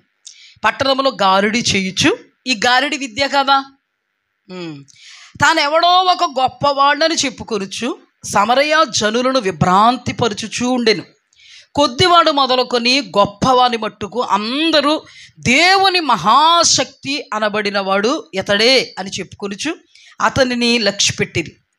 అతడు బహుకాలము గారుడీలు చేయుచు వారిని విభ్రాంతి పరిచినందున వారు అతని లక్ష్యపెట్టిరి. అయితే ఫిలిప్పు దేవుని రాజ్యమును గూర్చియు యేసుక్రీస్తు నామమును గూర్చియు సువార్త ప్రకటించుచుండగా వారు అతనిని నమ్మి పురుషులను స్త్రీలను బాప్తిసం పొందిరి. అప్పుడు సీమోను కూడా నమ్మి బాప్తిసం పొంది ఫిలిప్పుని ఎడబాయుకుండి సూచక క్రియలు గొప్ప అద్భుతాలు జరుగుట చూచి విభ్రాంతి నొందిరి. యెరూషలేములో అపోస్తలులు విని పేతురును యోహానును వారి యొద్దకు పంపిరి. వీరు వచ్చి వారి పరిశుద్ధాత్మ పొందవలనని వారి కొరకు ప్రార్థన చేసిరి. అంతకు ముందు వారిలో ఎవరి మీద ఆయన దిగి ఉండలేదు. వారు ప్రభువైన యేసు నామమును బాప్తిసం మాత్రం పొంది ఉండిరి. అప్పుడు పేతురు యోహానును వారి మీద చేతులుంచగా వారి పరిశుద్ధాత్మను పొందిరి. అపోస్తలులు చేతులుంచుట వలన పరిశుద్ధాత్మ అనుగ్రహింపబడినని సీమోను చూచి వారి ఎదుట ద్రవ్యం పెట్టి, నేనెవరి మీద చేతులుంచెదనో వాడు పరిశుద్ధాత్మను పొందినట్లు ఈ అధికారం నాకు ఈడని అడిగాను. అందుకు పేతురు, నీవు ద్రవ్యము ఇచ్చి దేవుని వరమును సంపాదించుకొందువని తలంచుకొనినందున నీ వెండి నీతో నశించునుగాక. నీ హృదయము దేవుని ఎదుట సరైనది కాదు గనుక ఈ కార్యము అందు నీకు పాలు పంపులు లేవు. కాబట్టి ఈ నీ చెడుతనం మానుకొని మారు మనస్సు పొంది ప్రభువును వేడుకొనుము. ఒకవేళ నీ హృదయ ఆలోచన క్షమింపబడవచ్చును. నీవు ఘోర దుష్టత్వంలో దుర్నీతి బంధకాల్లో ఉన్నట్టు నాకు కనబడుచున్నదని చెప్పాను. అందుకు సీమోను, మీరు చెప్పిన మాటలు ఏది నా మీదకి రాకుండా మీరే నా కొరకు ప్రభువుని వేడుకొనుడని చెప్పాను. ఇది తెరిచిపెట్టించుకోండి, తెరిచుంచుకోండి అమ్మ. ఇక్కడ చూడండి, ఈయనకి అలవాటు డబ్బులు పెట్టి కొనుక్కోవడం అలవాటు. ఈ గారిడి విద్య ఎలాగ అభ్యసించాడు ఈయన? మాస్టర్ గారికి, ఏ గారికి? సార్ గారికి, ఉపాధ్యాయుడికి, గురువు గారికి ఏమిచ్చాడు? డబ్బులు నెల నెల కట్టాడు. కట్టి గారిడి విద్య అభ్యసించాడు. సమరయ పట్టణం. సమరయులు అంటే ఎవరో తెలుసు మనకి, వీళ్ళు అబ్రహాం సంతానమే. సమరయ స్త్రీ ఎవరో? ఏం చెప్తుంది యేసుప్రభు వారికి? నీవు మా యాకోబు గారు మాకు ఇచ్చిన బావి కంటే గొప్ప, మా ఊళ్ళ కంటే గొప్పోడు నువ్వు. మాట్లాడిందా? మాట్లాడలేదా? వీళ్ళెవరు? దేవుని బిడ్డలే. ప్రత్యక్షంగా పాపాలు చేస్తే దొరికిపోయిన వాళ్ళు వీళ్ళు, దొరికిపోయిన దొంగలు. అర్థమైందా మీకు? ఇతను దేవుని బిడ్డ. ఇప్పుడు చెప్పండి, దేవుని వాక్యం ఇతనికి వర్తిస్తుందా, వర్తించదా? గారిడి విద్యతో ఏంటి సంబంధం ఇతనికి? దేవుని వాక్యంలో క్రీస్తుకు బెలయాలతో ఏమీ పొందిక, మీరు జీవము కలిగిన దేవుని ఆలయమై ఉన్నారు, వెలుగుకు చీకటితో ఏమి పొత్తు. ఇప్పుడు ఇతడు దేవుడు ఎవరిని కొలుస్తాడో తెలుసా? యేసుక్రీస్తు ప్రభువారిని. అలాంటిది ఇతను ఏం చేశాడో తెలుసా? డబ్బులు ఇచ్చి గారిడి విద్య అభ్యసించడం ఇతను అలవాటు. చాలా అద్భుతంగా విద్యను అభ్యసించేసాడండి. అంతే, గారిడీలు మొదలెట్టాడు. దేవుని మహాశక్తి ఇతడే అంటున్నారు. అయ్యయ్యా, జనాలు ఏమంటున్నారు? దేవుని మహాశక్తి ఇతడే. నేను ఇందాక అందుకే నొక్కి ఒక్కడి నుంచి చెప్పాను, దేవుడు ఏ సూచక్రియలు చేయమన్నాడో మంత్రాలతో ఆ మాంత్రికులు శకునగాండ్రు ఏ సూచక్రియలు చేశారు. అయినా రెండు ఒకటా? కానీ ఈ మనుషులు ఏమనుకుంటున్నారు? ఈ మంత్రాలు తంత్రాలు గారిడి విద్యలు చూసి దేవుని మహాశక్తి ఇతడే. నేను అంటాను కదా, వీళ్ళకి దేవుడు ఏంటో దెయ్యం ఏంటో తెలదు. నేను అంటాను కదా, ఇది దేవుని దైవజనులు ఎవరో, దెయ్యానికి సంబంధించిన వాళ్ళు ఎవరో తెలీదు. దేవుని వాక్యం ఏంటో దెయ్యం వాక్యం ఏంటో తెలీదు. అందుకని వీళ్ళు ఏమనుకుంటున్నారు? పసిగట్టడం చేత కాదు, దేవుని మహాశక్తి ఇతడే. ఏం చేస్తున్నాడు? విభ్రాంతి నొందిస్తున్నాడంట, మహాశ్చర్య కార్యాలు చేస్తున్నాడంట, సూచక క్రియలు చేస్తున్నాడంట, అద్భుతాలు చేస్తున్నాడంట. ప్రకటన గ్రంథంలో సూచక క్రియలు చేయునట్టి దయ్యపు ఆత్మలే అనే మాట గడిచిన వారం నేను మీకు చూపించాను. ఇప్పుడు ఈ మంత్రాలతో నిర్గమకాండంలో ఏం చేశారు వాళ్ళు? సూచక్రియలు, అద్భుతాలు, మహాశ్చర్య కార్యాలు. ఇక్కడ ఇతను ఎగ్జాక్ట్గా అవే చేస్తున్నాడు. దేంతో చేస్తున్నాడు? క్రైస్తవుడా కాదా? నేర్చుకున్నాడా లేదా? ఏం చేస్తున్నాడు? గారడి. జనాలందరూ జేజేలు కొడుతున్నారు, జనాలందరూ దేవుని మహాశక్తి ఇతడే. ఓరి బాబు విభ్రాంతి, అమ్మ బాబోయ్. ఏం పేరు ఇతని పేరు? గారడి సీమోన్. వీళ్ళని ఎలుమా అని పిలుస్తారు. ఎలుమ అంటే గారడి వాడని అర్థం. ఇప్పుడు చెప్పండి, నీకు నాకు ఎలా కనబడుతున్నాడు వాక్యంలోంచి ఇతడు? దేవుని మహాశక్తిగా కనబడుతున్నాడా? దెయ్యము మహాశక్తిగా కనబడుతున్నాడా? ఇది కూడా చెప్పరా? దెయ్యము మహాశక్తిగా కనబడుతున్నాడు, కానీ అక్కడ జనాలకి దేవుని మహాశక్తిగా కనబడుతున్నాడు. దైవజనుడైనటువంటి పౌలు గారి ద్వారా ఇందాక ఏం జరిగాయి? అద్భుతాలు జరిగాయి, మహాశ్చర్య కార్యాలు జరిగాయి, సూచక్రియలు జరిగాయి, స్వస్థతలు జరిగాయి, విడుదల జరిగింది. అవునా? మరి ఈడి దగ్గర ఏం జరుగుతున్నాయి? ఓహో, ఈడు అనకూడదా? ఈయన దగ్గర ఏం జరుగుతున్నాయి? వీడి దగ్గర ఏం జరుగుతున్నాయి? వీడి దగ్గర ఈ బురిడి బాబా దగ్గర ఏం జరుగుతున్నాయి? టీవీ 9లో చెప్తారు కదా, బురిడి బాబా అంటారా? బూడిద బాబా అంటారు కదా, టీవీ 9లో బాగా చెప్తారు. పాపం ఏం జరుగుతుంది ఈ బాబా దగ్గర? ఇప్పుడు చెప్పు. బాబాలు చాలామంది శివలింగాలు తీస్తున్నారు కదా, ఎలా? దైవశక్త చెప్పు. మరి గారిడీలు వేసుకుంటా చేస్తున్నారు కదా, దైవశక్త. ఇదంతానే. దేవునికి దెయ్యాలకి చాలా వ్యత్యాసం ఉందండి. నేను మొన్న చెప్పాను కదా, పటికి బెల్లం, సాల్టు,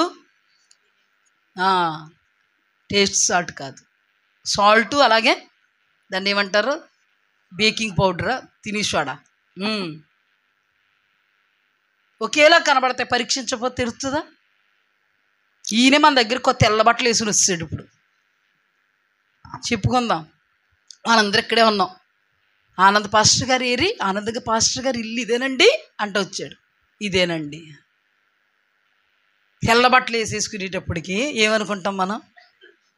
కూర్చోండి ప్రార్థన చేయగానే పడిపోతున్నాం. మనం చెయ్యగానే పడిపోతున్నాం. ఎంత శక్తి కాకపోతే పడిపోతున్నాం. టచ్, నిజంగా టచ్ అని ఆత్మచేత ముడుతున్న వారు ఉన్నారు, దెయ్యపు శక్తి చేత టచ్ చేస్తున్న వాళ్ళు ఉన్నారు. వీళ్ళు ఉన్నారు. ఏమంటే బంగారం ఉందంటే నకిలీ బంగారం కూడా తప్పకుండా ఉంది, నకిలీ బంగారం ఉందంటే ఒరిజినల్ బంగారం కూడా తప్పకుండా ఉంది. రెండు ఉంటాయి, కానీ కనిపెట్టేది ఎవరి వంతు? మన వంతు.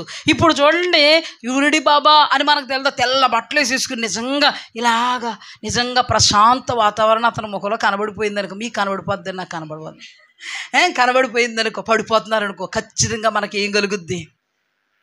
మా పిల్లకి ప్రార్థన చేయించేయాలి. ఇప్పుడు మా పిల్లకి ప్రార్థన చేయించేయాలి.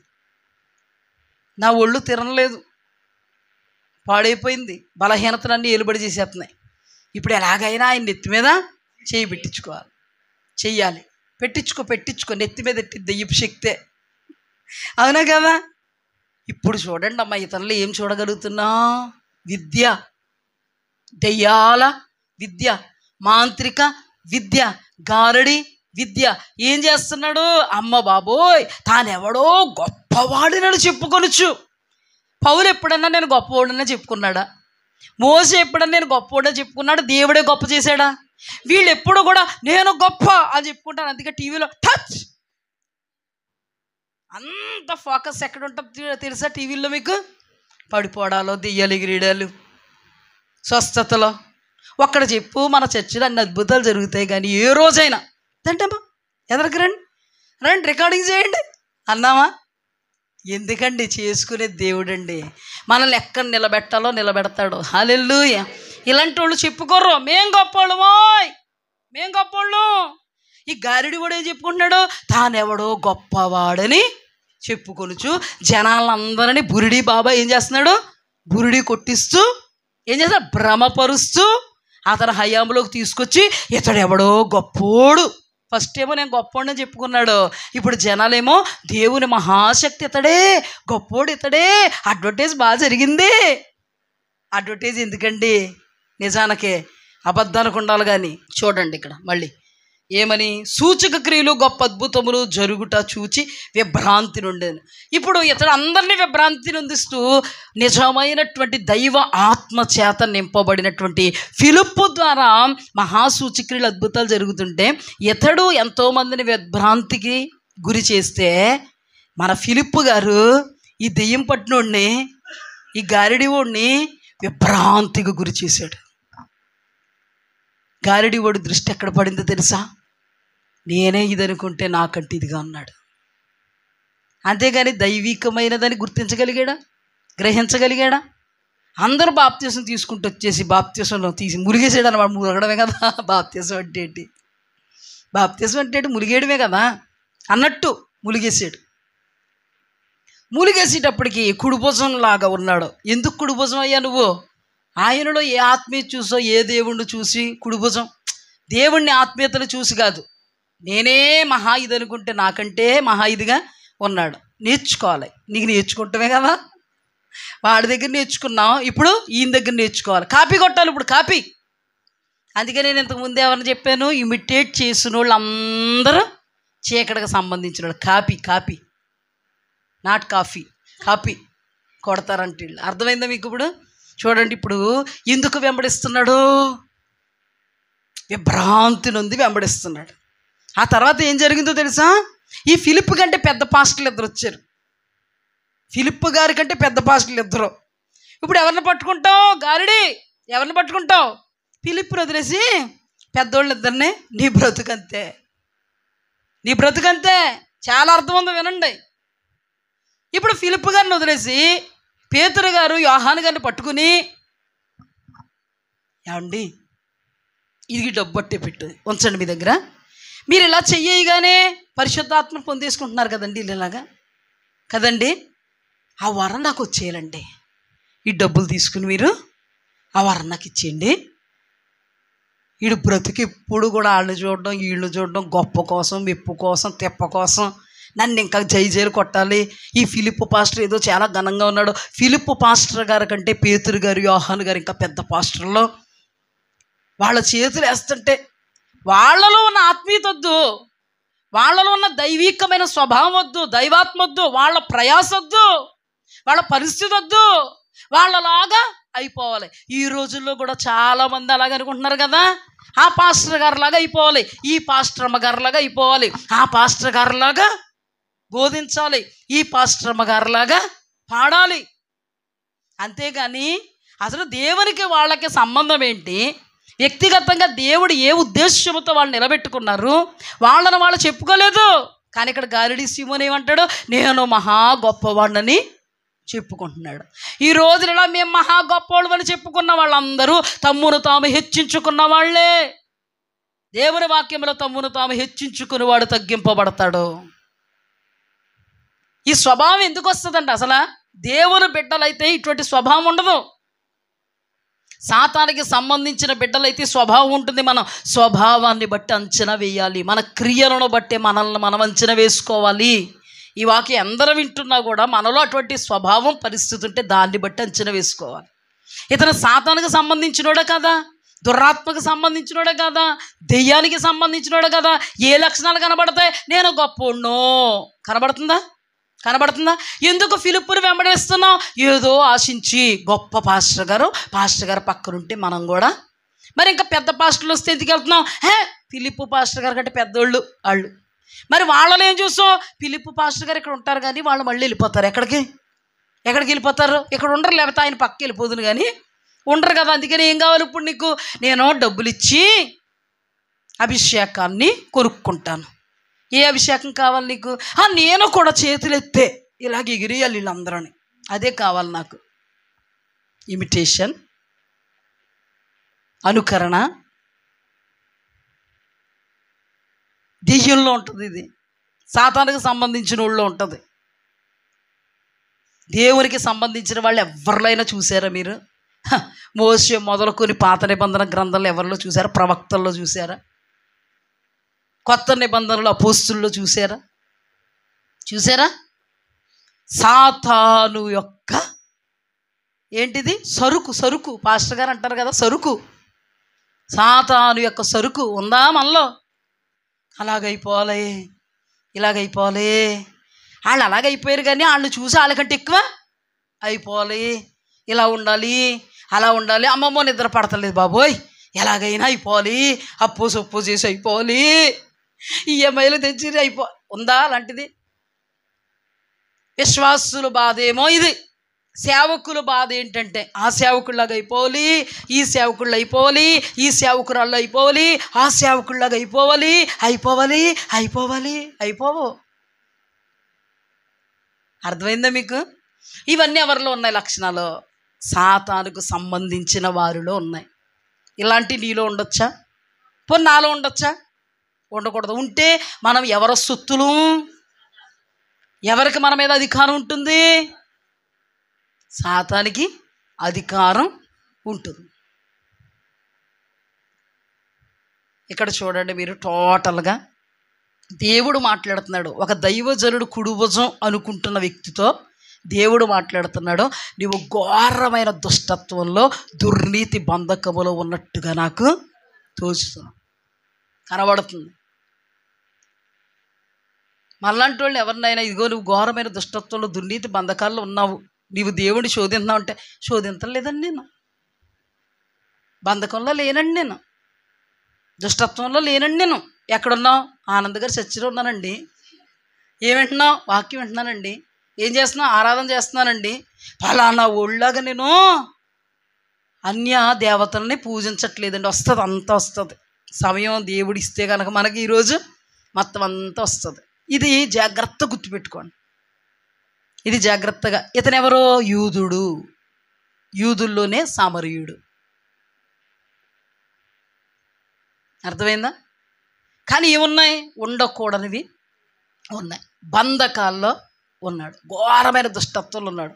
చివరికి పాస్టర్ గారు చెప్తుంటే పశ్చాత్తాపడకుండా మీరే వేడుకోండి నా కోసం. నేను అంటాను, నువ్వు అసలు పరలోకం వెళ్ళవు, ఇంకా ఎట్టి పరిస్థితుల్లో వెళ్ళవు. ఎంత ఉపదేశం, ఎంత హితోపదేశం ఉన్నా నీ వైఖరి మారట్లేదంటే పరలోకం కూడా నీకు దక్కదు. విన్నారు కదా? ఇది ఇంటికి వెళ్ళిన తర్వాత ఒకసారి క్షుణ్ణంగా చదవండి.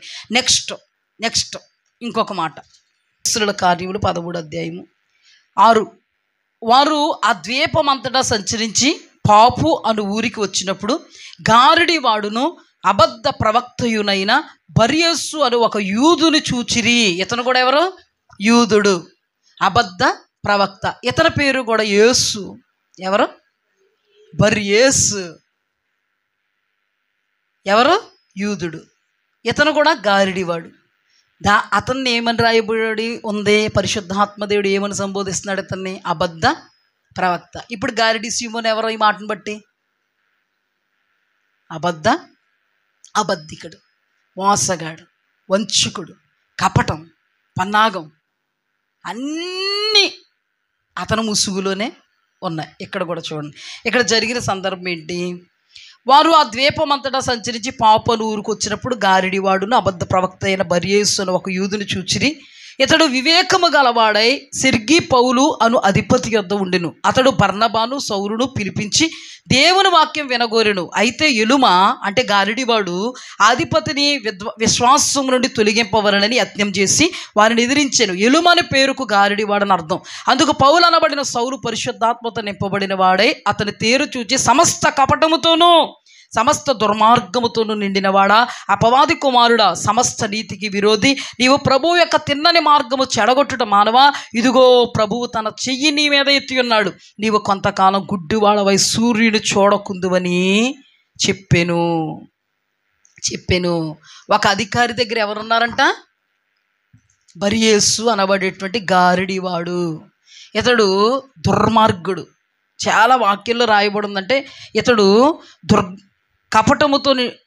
కపటముతో నిండినవాడు, దుర్మార్గంతో నిండినవాడు, అపవాది కుమారుడు, సమస్త నీతి అనబడే దైవ వాక్యానికి, దైవ నియమానికి, దైవ మార్గానికి విరోధి, అబద్ధ ప్రవక్త అని రాయబడిందా లేదా? ఇతను యూదుడా కదా, ఇతను గారిడివాడా కదా. ఏం అభ్యసించాడు? ఏం అవసరం నీకు? ఆ దెయ్యాలు అప్పుడే పట్టేసుకున్నాయి. ఆ దెయ్యాలు ఎప్పుడు పట్టుకున్నాయి? విద్యను అభ్యసిస్తున్నప్పుడే పట్టుకున్నాయి. ఆ విద్య నీకు బాగా అబ్బడానికి సహాయం చేసినవి దెయ్యాలే. దెయ్యం హస్తం మాత్రం నీ మీద ఎలాగ ఉంది? పుష్కలంగా ఉంది. అందుకే అందరూ ఒకలాగుంటే వీళ్ళు మాత్రం దేవుని మహాశక్తి అన్నట్టుగా కార్యాలు చేస్తున్నారు. ఇతనంట ఒక అధిపతి దగ్గర ఉంటే ఆ అధిపతి చాలా వివేకం కలిగినోడు. కానీ ఇతను గమనించలేదు. అతడు అనుకున్నాడు పౌలు గారిని పిలుచుకొని వాక్యం చెప్పించుకోవాలనుకుంటే, పౌలు గారు మరి యొక్క సహోదరుడు ఇద్దరు కలిపి వాక్యం చెప్తుంటే ఎదిరించేస్తున్నాడంట వాళ్ళని. లోపల ఉన్న దెయ్యం ఊరుకుంటుందా? మా అయ్యగారిని లాగేసిలా ఉన్నాడు ఈ పౌలు గారు, మా అయ్యగారిని లాగేసిలాగా ఉన్నాడు ఈ పౌలు గారు అని ఎదిరిస్తున్నాడంట. వీళ్ళు వాక్యం చెప్తుంటే వాక్యానికి ఏం చేస్తున్నాడో విరోధంగా ఇలా వాక్యం చెప్తుంటే, మరి అదంతకు అలాగయ్యింది, మరి ఇదేంటి అంటే కోపం వచ్చింది. ఎవరికి? ఆత్మతో నింపబడిన పౌలు గారు పరిశుద్ధాత్మతో నింపబడిన వాడై ఏమని మాట్లాడుతున్నారు తెలుసా? అపవాది కుమారుడా, సమస్త నీతికి విరోధి, దుర్మార్గుడా, దుష్టుడా, తిన్నని మార్గము చెడగొట్టట మానవా. అంటే నేను చెప్పాను కదా, వీళ్ళందరూ తిన్నని మార్గం అనబడేటువంటి దేవుడు మన కొరకు ఏర్పాటు చేసినటువంటి నీతి మార్గములో నుండి మన వెనక్కి లాగుతారు. చెప్పాను కదా, వాళ్ళ బోధ కపటం, మోసం, అపవిత్రత, కుయుక్తి చెప్పుకున్నాం మనం ముందు. వీళ్ళు అబద్ధ ప్రవక్తలు. వీళ్ళు అబద్ధ ప్రవచనాలు చెప్తారు, అబద్ధపు వాక్యం చెప్తారు. వీళ్ళు అద్భుతాలు చేస్తారు, మహాశ్చర్య సూచక్రియలు చేస్తారు. వీళ్ళు అబద్ధికులు. వీళ్ళెవరో దేవుడు ఏర్పాటు చేసుకున్న వాళ్ళ కాదు. గడిచిన వారం ధ్యానం చేసుకున్నాం. 450 మంది బయలు పూజారులు, 400 మంది అషారాదేవి పూజారులు. దేవుని ఏర్పాట. వాళ్ళు యెహోవా పేరట ఏం చెప్పారు? ప్రవచనం చెప్పారు అహాబు రాజుకి. ఈ ప్రవచనం కూడా వాళ్ళ నోట ఏ ఆత్మ? అబద్ధమాడు ఆత్మ. 400 మందికి ఒకే కళ చూపించింది, ఒకే దర్శనం చూపించింది. వీళ్ళు ఏర్పాటు చేయబడిన వాళ్ళ కాదు. ఇప్పుడు ఏర్పాటు చేయబడిన వాళ్ళు కూడా ఎలా చేసేస్తున్నారు? పౌలు గారు ఎలాగైతే అద్భుత ఆశ్చర్య మహాశ్చర్య సూచక కార్యాలు చేస్తున్నారో, ఫిలిప్పు ఎలాగైతే అద్భుత ఆశ్చర్య మహాశ్చర్య సూచక కార్యాలు చేస్తున్నారో, ఇక్కడ కూడా వీళ్ళు అద్భుత ఆశ్చర్య మహాశ్చర్య సూచక్రియలు చేస్తుంటే వీళ్ళు క్రైస్తవులైతే క్రైస్తవులు చేర్చుకోరా? వీళ్ళని చేర్చుకుంటారు ఖచ్చితంగా. ఇందాక పౌలు గారు ఒక తెగ, పరిశుద్ధుడైనటువంటి పౌలు గారు, దేవుని ఆత్మతో దేవుని శక్తితో నింపబడిన వారు తెగ. ఇప్పుడు ఏ తెగను చూస్తున్నాం మనం? సెకండ్, దేవుని బిడ్డలే కానీ పరిధిలో ఉండరు వీళ్ళు. దేవుని బిడ్డలే కానీ దేవుడు అస్సలు వీళ్ళని మెచ్చుకోవడం. దేవుడు కలుసైగలలో ఉండరు వీళ్ళు. సైతానుగాడు కళ్ళల్లో వీళ్ళు పొదగబడి వదగబడి ఉంటారు. సైతానుగాడి హస్తం వీళ్ళకి ఎలా ఉంటుంది? భేషుగ్గా ఉంటుంది అన్నమాట. అర్థమైంది మీకు? వీళ్ళని దేవుడు ఏర్పాటు చేసుకున్నాడా? అందుకే ఇర్మియా గ్రంథానికి రండి ఒకసారి. ఇర్మియా గ్రంథము, యెహోవా నాతో ఇట్లే నేను. ఇర్మియా గ్రంథము నన్ను చూడమ్మా, నన్ను చూడండి, తీయకపోతే నన్ను చూడండి. 14వ అధ్యాయం 14వ వచనం. యెహోవా నాతో ఇట్లే నేను, ప్రవక్తలు నా నామమును బట్టి అబద్ధములు ప్రకటించుచున్నారు. ఎవరి నామాన్ని బట్టి? నేను గడిచిన వారం చూపించాను మీకు.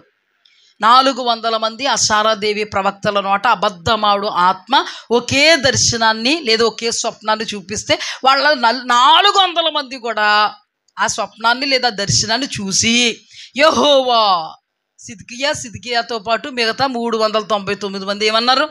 అహాబు రాజా, రామోత్ గిలాదు మీద యెహోవా దేవుడు నీకు విజయం ఇవ్వబోతున్నాడు.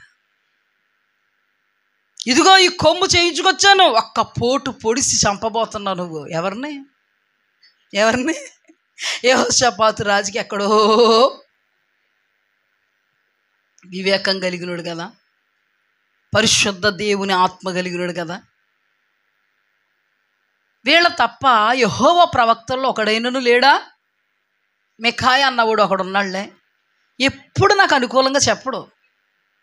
పిలవమని అనొద్దు, మా బావా పిల్లు తీసుకురమ్మను, బావగారు కొంచెం మర్యాదగా బావగారు తీసుకురమ్మనండి. వచ్చేసి కాపరు లేని గొర్రెల వరే చెదిరిపోవడం నేను చూస్తున్నా. నేనే నిజమైన దేవుని ప్రవక్తనైతే నువ్వు రావింకంతే. జరిగిందా లేదా? ఇక్కడ ఏమనుంది? యెహోవా నామము పేరట వాళ్ళు ఏం చేస్తున్నారు? ప్రవచిస్తున్నారు. ఇప్పుడు గాలిడి సీమోను గారు ఫిలిప్పు పక్క నుండి ఏ నామమును ఉచ్చరిస్తాడు ఆయన? ఇప్పుడు బర్యస్సు గారు అధిపతి దగ్గర ఉండి ఏ నామాన్ని ఉచ్చరిస్తాడో? ఏసునామేనా? దెయ్యాల అండ, దెయ్యాల హస్తం, సాతానుడు యొక్క చలవ చాలా ఎక్కువగా ఉంది. ఈ చలవ అంతా రేపు అక్కడ కాలడానికే. ఎక్కడ? చూడండి, ఉండకూడని విధానములు ఉన్నారా లేదా? కూర్చోడానికి పాపం చాలా ఇబ్బంది అయినా కూడా మీరు వాక్యంలో పడిపోయి మమేకమైపోయినందుకు దేవునికి స్తుతి. చాలా కష్టాల్లో ఉన్నారు పాపం, మీ కష్టాలు నాకు తెలుస్తున్నాయి. కానీ పోన్లే, దేవుడు మీ శ్రమను చూచి మిమ్మల్ని హెచ్చించునుగాక. అర్థమైంది మనకి. ఇప్పుడు దేవుని బిడ్డలకు తగునా అండి అవి? అందుకేనండి యెషయా అంతా, ఇర్మియా అంతా, యెహెజ్కేలు అంతా ఈ క్యాండిడేట్సే. ఏ క్యాండిడేట్స్? ప్రతి చెట్టుని మొక్కేవాళ్లే, ప్రతి పొట్టని మొక్కేవాళ్లే, ప్రతి రాయిని మొక్కేవాళ్లే, ప్రతి రప్పని మొక్కేవాళ్లే, ప్రతి గుమ్మము దేవుడే, ప్రతి గడప దేవుడే. పసుపు ప్రభు దేవుని వాక్యంలో ఏమని రాయబడిందో తెలుసా? ఈ లోక మర్యాదను అనుసరించద్దు, మూల పాఠాల తట్టు తిరగద్దు. దేవుడొక్కడే నరుడికి దేవునికి మధ్యవర్తి ఒక్కడైన క్రీస్తు యేసు అను నరుడు. పౌలేమంటున్నాడు తెలుసా? మీ వలన నాకు మరలా ప్రసవ వేదన, ఎంత త్వరగా భిన్నమైన బోధల తట్టుకు తిరిగిపోవడం, ఎంత త్వరగా ఆచారాల తట్టుకు తిరిగిపోవడం, ఎంత త్వరగా ఇంకా మాసాల తట్టు తిరిగిపోవడం, సంవత్సరాల తట్టు తిరిగిపోవడం, మంచి చెడుల తట్టు తిరిగిపోవడం చూడగా ప్రసవ వేదన కలుగుతుంది. వీళ్ళు అప్పుడు బాగానే ఉన్నారు, ఇప్పుడు ఐగుప్తు దేశంలోంచి బయటకు తీసుకొచ్చే వరకు, కనాను దేశంలో నడిచే వరకు. కనాను దేశంలో నడిచాక బాధ సాధ ఏముందండి? నేను ఇందాక అన్నాను కదా, బాధ సాధ ఉంటే దేవుణ్ణి చూస్తాం, నలుదిశలో సమాధానం ఉంటే నలుదిశలో మనదే, 4 కోణాలు మనయే, ప్రతి కోణాన్ని ఎత్తుక్కుంటూ ఉంటాయి. ఇలాగలాగా ఏమైపోయారండి? వీళ్ళే లేచారండి అబద్ధ ప్రవక్తలు, అబద్ధ పోస్తులు, అబద్ధ బోధకులు, అబద్ధ దైవ సేవకులు. వీళ్ళందరూ ఎక్కడున్నారు? వీళ్ళు నిష్ప్రయోజకులు, మనకి ఏమాత్రం ప్రయోజనకారులు కాదు వీళ్ళు. నెక్స్ట్ ఇంకొక తెగ చూసుకుని మనం ముగించుకుందాం. ఇంకొక తెగ, అదే 19వ అధ్యాయం అపోస్తలుల కార్యములు. ఇప్పుడు మరొక తెగ చూద్దాం. 14వ వచనం. యూదుడైన స్కెవయాను ఒక ప్రధాన యాజకుని కుమారులు 7 అలాగు చేయుచుండిరి. అందుకు ఆ దయ్యం, నేను యేసును గుర్తెరుగుదును, పౌలును కూడా గుర్తెరుగుదును, కానీ మీరెవరని అడగగా ఆ దెయ్యం పట్టిన వాడు ఎగిరి వారి మీద పడి వారిలో ఇద్దరిని లొంగదీసి గెలిచాను. అందుచేత వారు దిగంబరులై గాయాలు తగిలి ఆ ఎంట నుండి పారిపోయిరి. ఇది 3వ తెగ. ఇప్పుడు 2 తెగలు పౌలు గారికి సంబంధించింది ఆధారం చేసుకుని దానికి వ్యతిరేకంగా మనం ఎవరిని ఆధారం చేసుకున్నాం? దేవుని బిడ్డలే కానీ అబద్ధికులు, అబద్ధ ప్రవక్తలు, అబద్ధ పోస్తులు. అంటే ఇంతవరకు నేను చెప్పిన వాక్యాన్ని బట్టి నేను త్వరగా చెప్పాను, మీకు అర్థమైంది. ఇప్పుడు 3వ తెగ ఏంటంటే వీళ్ళు ఎవరంట? దైవజనులు, యాజకులు, ప్రధాన యాజకులు. అసలు యాజకులు అంటే ఇదివరకు ఎలా ఉండేవారండి? ప్రధాన యాజకుడు అతి పరిశుద్ధ స్థలానికి వెళితే గంట కట్టివారు. ఇక్కడ గంట ఎందుకు కట్టివారు తెలుసా? ఆయన అక్కడ ధూపం వేస్తున్నంతసేపు, నడుస్తున్నంతసేపు గంట ఏం చేస్తుంది? ఘన మోగుద్ది. ఎప్పుడైతే గంట మ్రోగలేదో అతడు ఏదో పాపం చేస్తే దేవుడు కోపం మీదకి వచ్చి అతను చనిపోతే ఆ తాడిచ్చుకు లాగేయడానికి గంట పెద్ద తాడు అతి పరిశుద్ధ స్థలంలోంచి లాగడానికి. అంత పరిశుద్ధుడు మన దేవుడు తెలుసా? ప్రధాన యాజకుడు అంటే ప్రధాన యాజకుడు తర్వాత యాజకులు అయ్యే పిల్లలు ఎంత పరిశుద్ధంగా ఉండాలంటే అంత పరిశుద్ధంగా ఉండాలి. ఇప్పుడు ఈ ప్రధాన యాజకుడైనట్ట స్కెవయ అతని కుమారులు 7 ఎంత పరిశుద్ధులు కాకపోతే దెయ్యం లొంగదీసింది. ఎంత పరిశుద్ధులు కాకపోతే దెయ్యాన్ని కొడుతున్నాడు అనమాట. ఏ దెయ్యమా యేసు నామమున పో అంటే, ఒరే నువ్వెవడు? ఏమంది? ఏంట్రా నన్ను అంటావు? నువ్వెవడోరా? పౌలు గారు ఎవరో నాకు తెలుసు, యేసు ప్రభు వారు ఎవరో నాకు తెలుసు, మధ్యలో నువ్వెవడోరా? దెయ్యం పట్టినోడు అయ్యుండి అంటే ఈ దెయ్యం కంటే పెద్ద దెయ్యం అనమాట దెయ్యం. అందుకే చూసారా, పెద్దోళ్ళకి కొంచెం ఏముంటుంది, ఆడు చిన్నోడు అని ఏముంటుంది, జస్ట్ మన అర్థం కావడం కోసం. ఆ చిన్నోడు ఏదన్నా చెప్తే తింటాడా పెద్దోడు? నువ్వేట్రా చెప్పేది నాకు? ఇప్పుడు గురువు ఉన్నాడండి, శిష్యుడు ఉన్నాడండి, గురువు గారు శిష్యుడు నేర్పుతాడండి. శిష్యుడు చెప్పాడానికి ఏమంటాడు గురువు గారు? ఒక్కటి కొట్టి నేనా గురువు నువ్వా అంటారా? ఇక్కడ కూడానే ఈ దెయ్యానికి పెద్ద దెయ్యం అనమాటది. ఈ దెయ్యాలు చిన్న దెయ్యాలు పట్టుంది, అర్థమైంది? అందుకని ఈ దెయ్యాలు పట్టిన వాళ్ళు యేసు నామముల పో అనగా నువ్వెవడరా నన్ను పొమ్మన్నాను. ఎంత మంచోళ్ళు కాకపోతే దెయ్యం లొంగదీసింది పాపం. యాజకుడు కుమారులు ఎలా ఉండాలి? యాజకులు అవుతారు వాళ్ళు. యాజకులు కుమారులు దెయ్యాలు వెళ్ళగొడుతున్నారంటే ఆల్రెడీ వాళ్ళు యాజకత్వంలో ఉన్నారు, అవునా కదా? ఇప్పుడు యాజకుడైనటువంటి ఏలీ మనందరికీ తెలుసు, బ్రహ్మాండమైనటువంటి ఆత్మీయుడు కదా. మరి కుమారులు తర్వాత యాజక ధర్మాన్ని చేస్తున్నారా లేదా? సమూయేలు గ్రంథంలో చేస్తున్నారు. దేవుడే వాళ్ళు నియమించాడా లేదా? నియమించాడు. దేవుడు మాట్లాడతాడు కూడా అక్కడ. మీరు ఇంటికి వెళ్ళిన తర్వాత చదవండి, చాలాసార్లు చదివించాం. ఒక దైవజనుని పిలిచి ఈ యాజకత్వాన్ని నీకు, నీ పిల్లలకి, నీ పిల్ల తరాలకి ఇవ్వాలని నేను ఉద్దేశిస్తే నువ్వు నీ పిల్లల్ని హెచ్చించావు, నాకంటే ఎక్కువగా చేసుకున్నావు, వాళ్ళని కొవ్వు పెట్టిస్తున్నావు. నన్ను గణపరుచు అని నేను గణపరుస్తా, తృణీకరించేవారు తృణీకారం పొందుతారు. నీ 2 కుమారులు ఒకే దినాన మరణమైపోతారు. మాట్లాడారా లేదా? 2 కుమారులు ఒకే దినాన. ఎందుకు అలా మాట్లాడవలసి వచ్చింది? దేవుడు యాజకులు కుమారులు యాజకత్వం చేసేవాళ్ళు ఎంత పర్ఫెక్ట్గా ఉండాలి దేవుని ఎదుట. వాళ్ళు ఏర్పాటు చేయబడలేదా? ఖచ్చితంగా ఏర్పాటు చేయబడ్డారు. మరి ఏమైంది? పరిధిని తప్పి మతి తప్పి ప్రవర్తించారు. దేవునికి బలులు అర్పిస్తుంటే, హోమాలు చేస్తుంటే ఆ బలులు అర్పించేటువంటి మాంసాన్ని దేవుడు దైవజనుడికి కేటాయించాడు. ఆ మాంసం ఉడకబెట్టి వేసిన మాంసం అంత టేస్ట్ ఉండట్లేదు, పచ్చి మాంసం కావాలన్నారు. ఇది నియమమా? దేవుని వాక్యానికి విరోధం కదా. ఆ తర్వాత అక్కడ ఆ ప్రత్యక్షపు గుడారం దగ్గర లేదా ఆ మందిరం దగ్గరికి పరిచర్య చేయడానికి వచ్చేటువంటి అమ్మాయిలతో అసభ్యంగా ఇల్లీగల్ కాంటాక్ట్స్ పెట్టుకున్నారు, వ్యభిచారం చేస్తున్నారు. పోనీళ్ళు ప్రత్యక్ష విగ్రహారాధన ఏమన్నా చేశారా? వీళ్ళలాగా ఇందాక వీళ్ళలాగా విద్య అభ్యసించారా? దేవతలను మొక్కారా? లేదు. వాళ్ళకు దేవుడు ఇచ్చినటువంటి ఈ పరిశుద్ధ గ్రంథం లేదా మీకు అర్థం అవడానికే ఈ పరిధిని తప్పి మతి తప్పి ప్రవర్తిస్తే అప్పుడు దేవుడు కనుసైగలలో నుంచి వాళ్ళు ఏమయ్యారు? తప్పిపోయారు. అంటే వాళ్ళు ఏర్పాటు చేయబడిన వాళ్ళే ఏర్పాటును కాలదన్నుకున్నారు. అర్థమైందా? ఎలా ఉండాలి అసలు యాజకులు?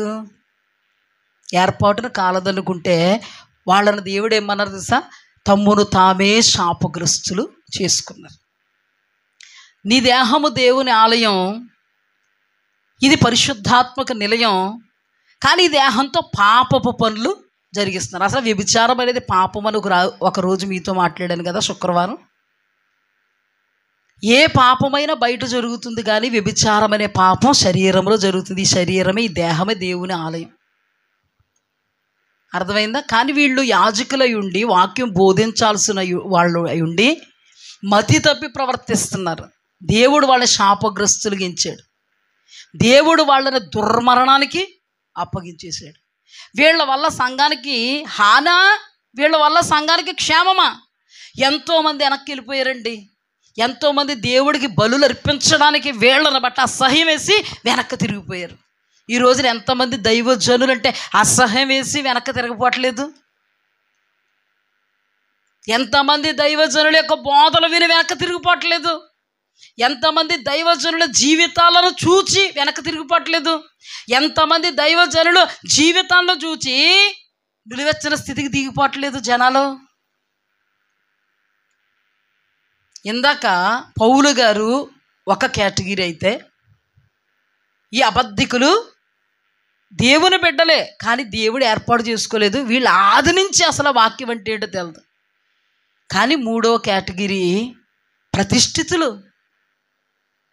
దేవుని ప్రణాళికలు ఉన్నవాళ్ళు, దేవుని వాగ్దానాలు ఉన్నాయి, ప్రవచనాలు ఉన్నాయి, ప్రత్యక్షతలు ఉన్నాయి, అన్నీ ఉన్నాయి. మధ్యరకంగా ఏమైపోయారు? వీళ్ళు పడిపోయారు. ప్రత్యక్ష విగ్రహారాధన చేస్తున్నారా? నో, పరోక్ష విగ్రహారాధన చేస్తున్నారు. అందుకే సౌలుతో దేవుడు ఏమని మాట్లాడతాడు సమూయేలు ద్వారా?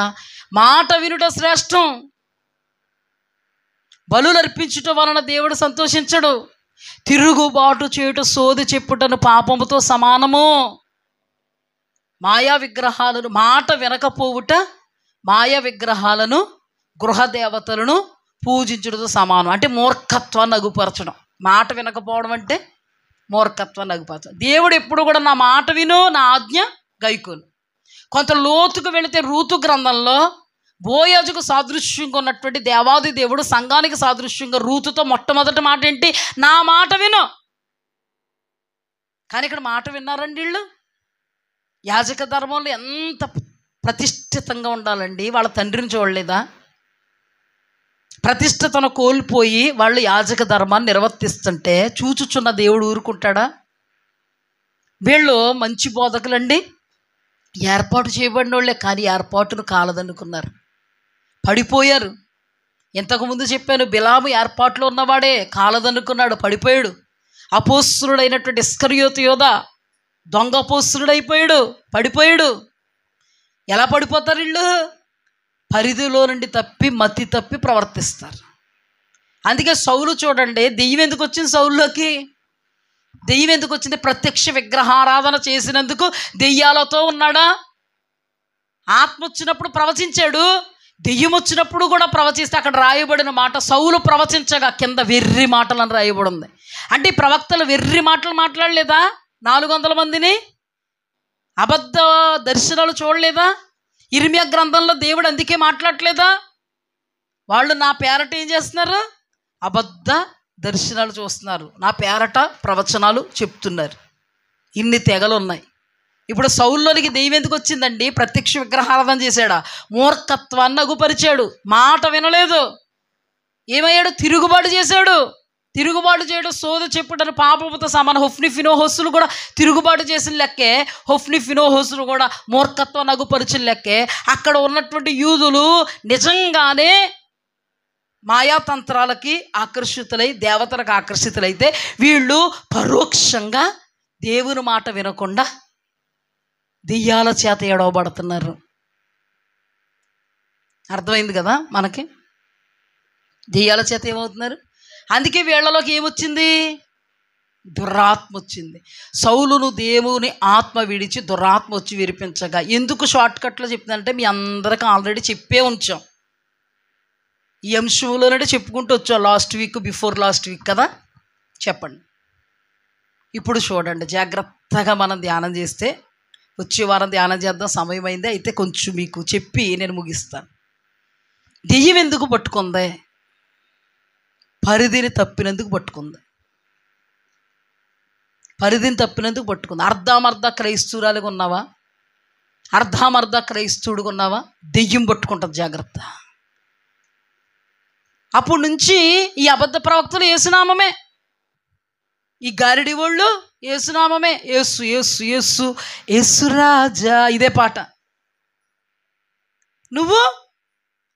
నువ్వు పరిధి తప్పితే, నువ్వు అర్ధమర్ధ క్రైస్తవుడిగా క్రైస్తవురాలుగా ఉంటే దేవుని దృష్టిలో నువ్వెవరో ఇప్పటి వరకు బాగుండి తర్వాత ఈ కేటగిరీలోకి చేరిన వాళ్ళం అవుతాం.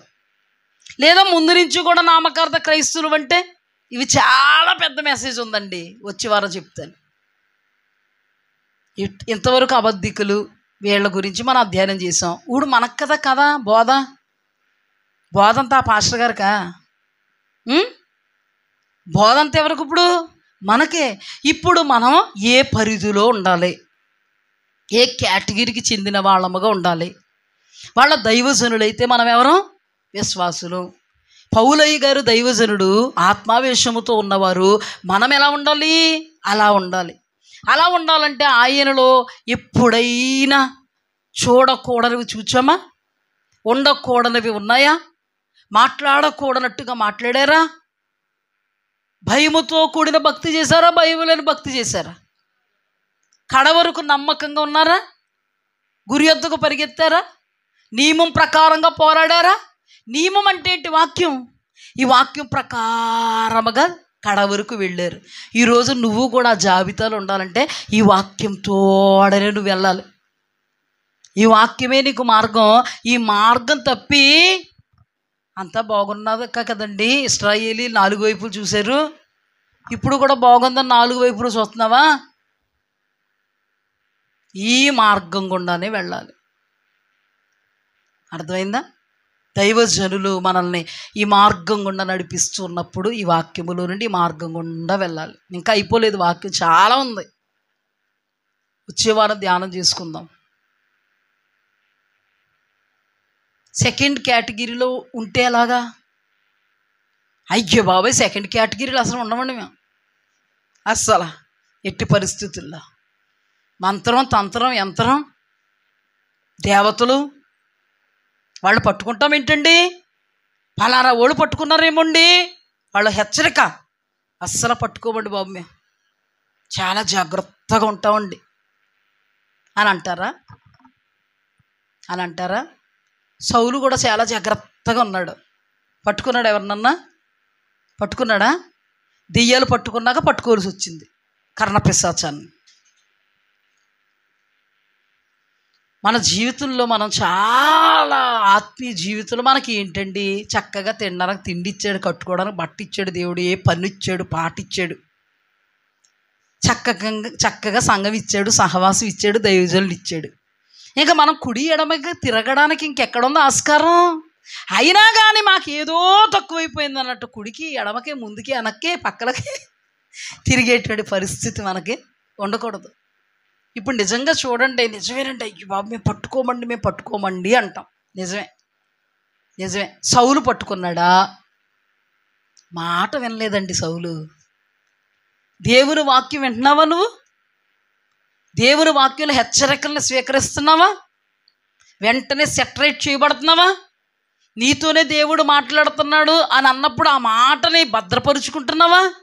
మరి ఎప్పుడూ కూడా ఈ యొక్క అపశృతి దొరలకుండా నిన్ను నువ్వు జాగ్రత్తగా కాపాడుకుంటున్నావా? అప్పటికప్పుడేనా?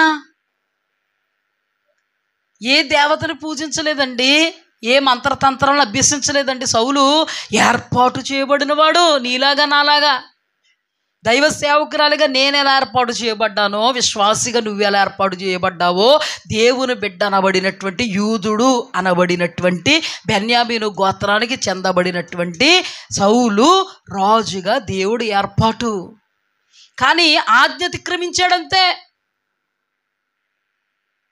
రెండోసారి కూడా ఆజ్ఞ అతిక్రమించాడంతే. దేవుడు దెయ్యానికి అప్పగించాడు, దెయ్యం వచ్చి వెరిపించింది. ఎన్నిసార్లు ఆజ్ఞను అతిక్రమిస్తున్నావు? ఎన్నిసార్లు నా మాట విను అని పలికినటువంటి దేవుని మాట వింటున్నావు? నీ కుటుంబం వింటుందా? నువ్వు వింటున్నావా? పైకి మాత్రము క్రైస్తవులమా, లోపల మాత్రము నామకార్థులమా? ఒప్పుకోడండి దేవుడు. ఏమంటే రోమన్ క్యాథలిక్స్ ఉన్నారనుకోండి, సపోజు వాళ్ళు సెకండ్ కేటగిరీకి వస్తారు. అందరూ కాదు. అందులో జ్ఞానం, వివేకం అంటే ఏంటో తెలిసి దేవుడు దర్శిస్తే మరలా మన లైన్లోకి వచ్చారు. రోమన్ క్యాథలిక్ విగ్రహారాధన చేయకూడదు అంటారు, మరియమ్మను పూజిస్తారు, యేసు ప్రభుని పూజిస్తారు. అర్థమైందా? అన్యులు ఎలా ఉంటారో అలాగే ఉంటారు. అన్యులు ఎలా పూలతో అలంకరిస్తారో అలాగే అలంకరిస్తారు. అక్కడేమో వినాయకుడిని అలంకరిస్తారు, అక్కడ యేసు ప్రభు. అక్కడేమో వెంకన్న బాబు అయ్యప్ప అయితే ఇక్కడేమో మరియమ్మ. అలా మనం లేం కదా, లేము. అంత మాత్రం కేటగిరీలో మనం లేమా? అది ప్రత్యక్ష విగ్రహారాధన అయితే, ప్రత్యక్ష విగ్రహారాధన అయితే పోని వెంకన్న బాబు వాళ్ళని పూజించడం అనుకోండి. ఇప్పుడు మరి యేసు ప్రభుని మరియమ్మని పూజించడం కూడా అది ప్రత్యక్ష విగ్రహారాధనే. మరి పరోక్ష విగ్రహారాధన అంటే సౌలుని ఏమంటున్నాడు? మూర్ఖతనగు పరిచిన మాయా విగ్రహాలను, గృహ దేవతలను పూజించుటను పాపముతో సమానం అని ఉంటుంది అక్కడ. పాపము, విగ్రహ సంబంధితమైన అపవిత్రత, పాపము పరోక్షంగా జరిగిపోద్ది ఇది. అందుకే దేవుడు మాట్లాడలేదా నీతో? నా మాట అగ్ని వంటిది. ఎప్పుడెప్పుడు మాట్లాడుతున్నాడు? నీవు దేవుని సహవాసులు ఎప్పుడుకు వస్తున్నావు అప్పుడే మాట్లాడుతున్నాడు నీతో. మాట్లాడకుండా ఉంటున్నాడా? అందుకేనండి దేవుడు నా మాట వినంటున్నాడు. ఆయన మాట్లాడుతూనే ఉంటాడు. అందుకే దేవుడు నా మాట విను, నా వాక్యం విను. వినడం అంటే వదిలేయడమా? విను, విశ్వసించు, నిలబడు, నిలబెడతా. సీరియస్గా తీసుకోండి. సౌలురాజు మన ఎదురుగుండా లేడా? సీరియస్ మ్యాటర్ కదా, సిల్లీ మ్యాటర్ ఇది. ఎన్నిసార్లు ఆజ్ఞ అతిక్రమించాడండి సౌలు? ఎన్నిసార్లు? ఒక్కసారి ఆజ్ఞ అతిక్రమిస్తేనే వచ్చింది, రెండోసారి ఆజ్ఞ అతిక్రమిస్తే మొత్తం త్రోసి పాడేశాడు. ఆజ్ఞలు చాలా ప్రాముఖ్యం. ప్రభు వాక్యంలో రాయబడిన మాట, ఒక్క ఆజ్ఞ మీరిన మిగతా అన్ని విషయాలలో అపరాధి అగును, పాపాత్ముడగును. అపరాధం అంటే ఏంటి? పాపం. పరోక్ష విగ్రహారాధన మనలో ఉండకూడదు. మూర్ఖత్వం మనలో ఉండకూడదు. మాట వినకపోవడం మనలో ఉండకూడదు. దేనికి దారితీసింది? దెయ్యాలు పట్టడానికి దారితీసింది. అంతకుముందు ఆత్మతో ప్రవచించినాడు, ఇప్పుడు వెర్రి మాటలు మాట్లాడుతున్నాడు. అంటే అప్పుడు దేవుడు ఏర్పాటే. ఎప్పుడైతే భ్రష్ట మనస్సుకు దేవుడు అప్పగించాడో ఇప్పుడు మొత్తం ఏ యాటిట్యూడ్ అంత ఏమైంది? మారిపోయింది. కానీ భ్రమ. నీతిపరుణ్ణి నేను, భ్రమ. ఇతనిలోనే ఉన్నాయి రెండు తలంపులు. నాయనా దావీదా, నా కుమారుడా అంటాడు. మళ్ళీ తర్వాత, ఒరేయ్ రండిరా. ఎక్కడికండి అయ్యా? దావీదుని వెంబడించడానికి. అదేంటండి అయ్యా, మొన్నే ప్రమాణం చేశారు. అదే ఇది అదే నడిచేయండి, అదే ఇదే మాట మీద నిలబడతాడండి.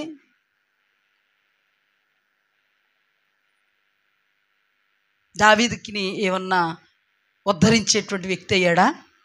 ఈ రోజున సంగమా ఇలాంటి వాళ్ళు, ఇలాంటి సేవకులు, ఇలాంటి ప్రవక్తలు నిన్ను ఉద్ధరిస్తారా? ఉద్ధరించరు. Very good. ఉడు విశ్వాసవి, నువ్వు ఉద్ధరించుకుంటావా ఇటువంటి పరిస్థితులు ఉంటే? వాక్యం అండి ఎవరికో కాదండి, వాక్యం అంతా ఎవరికండి? మనకే, నీకు నాకే వాక్యం.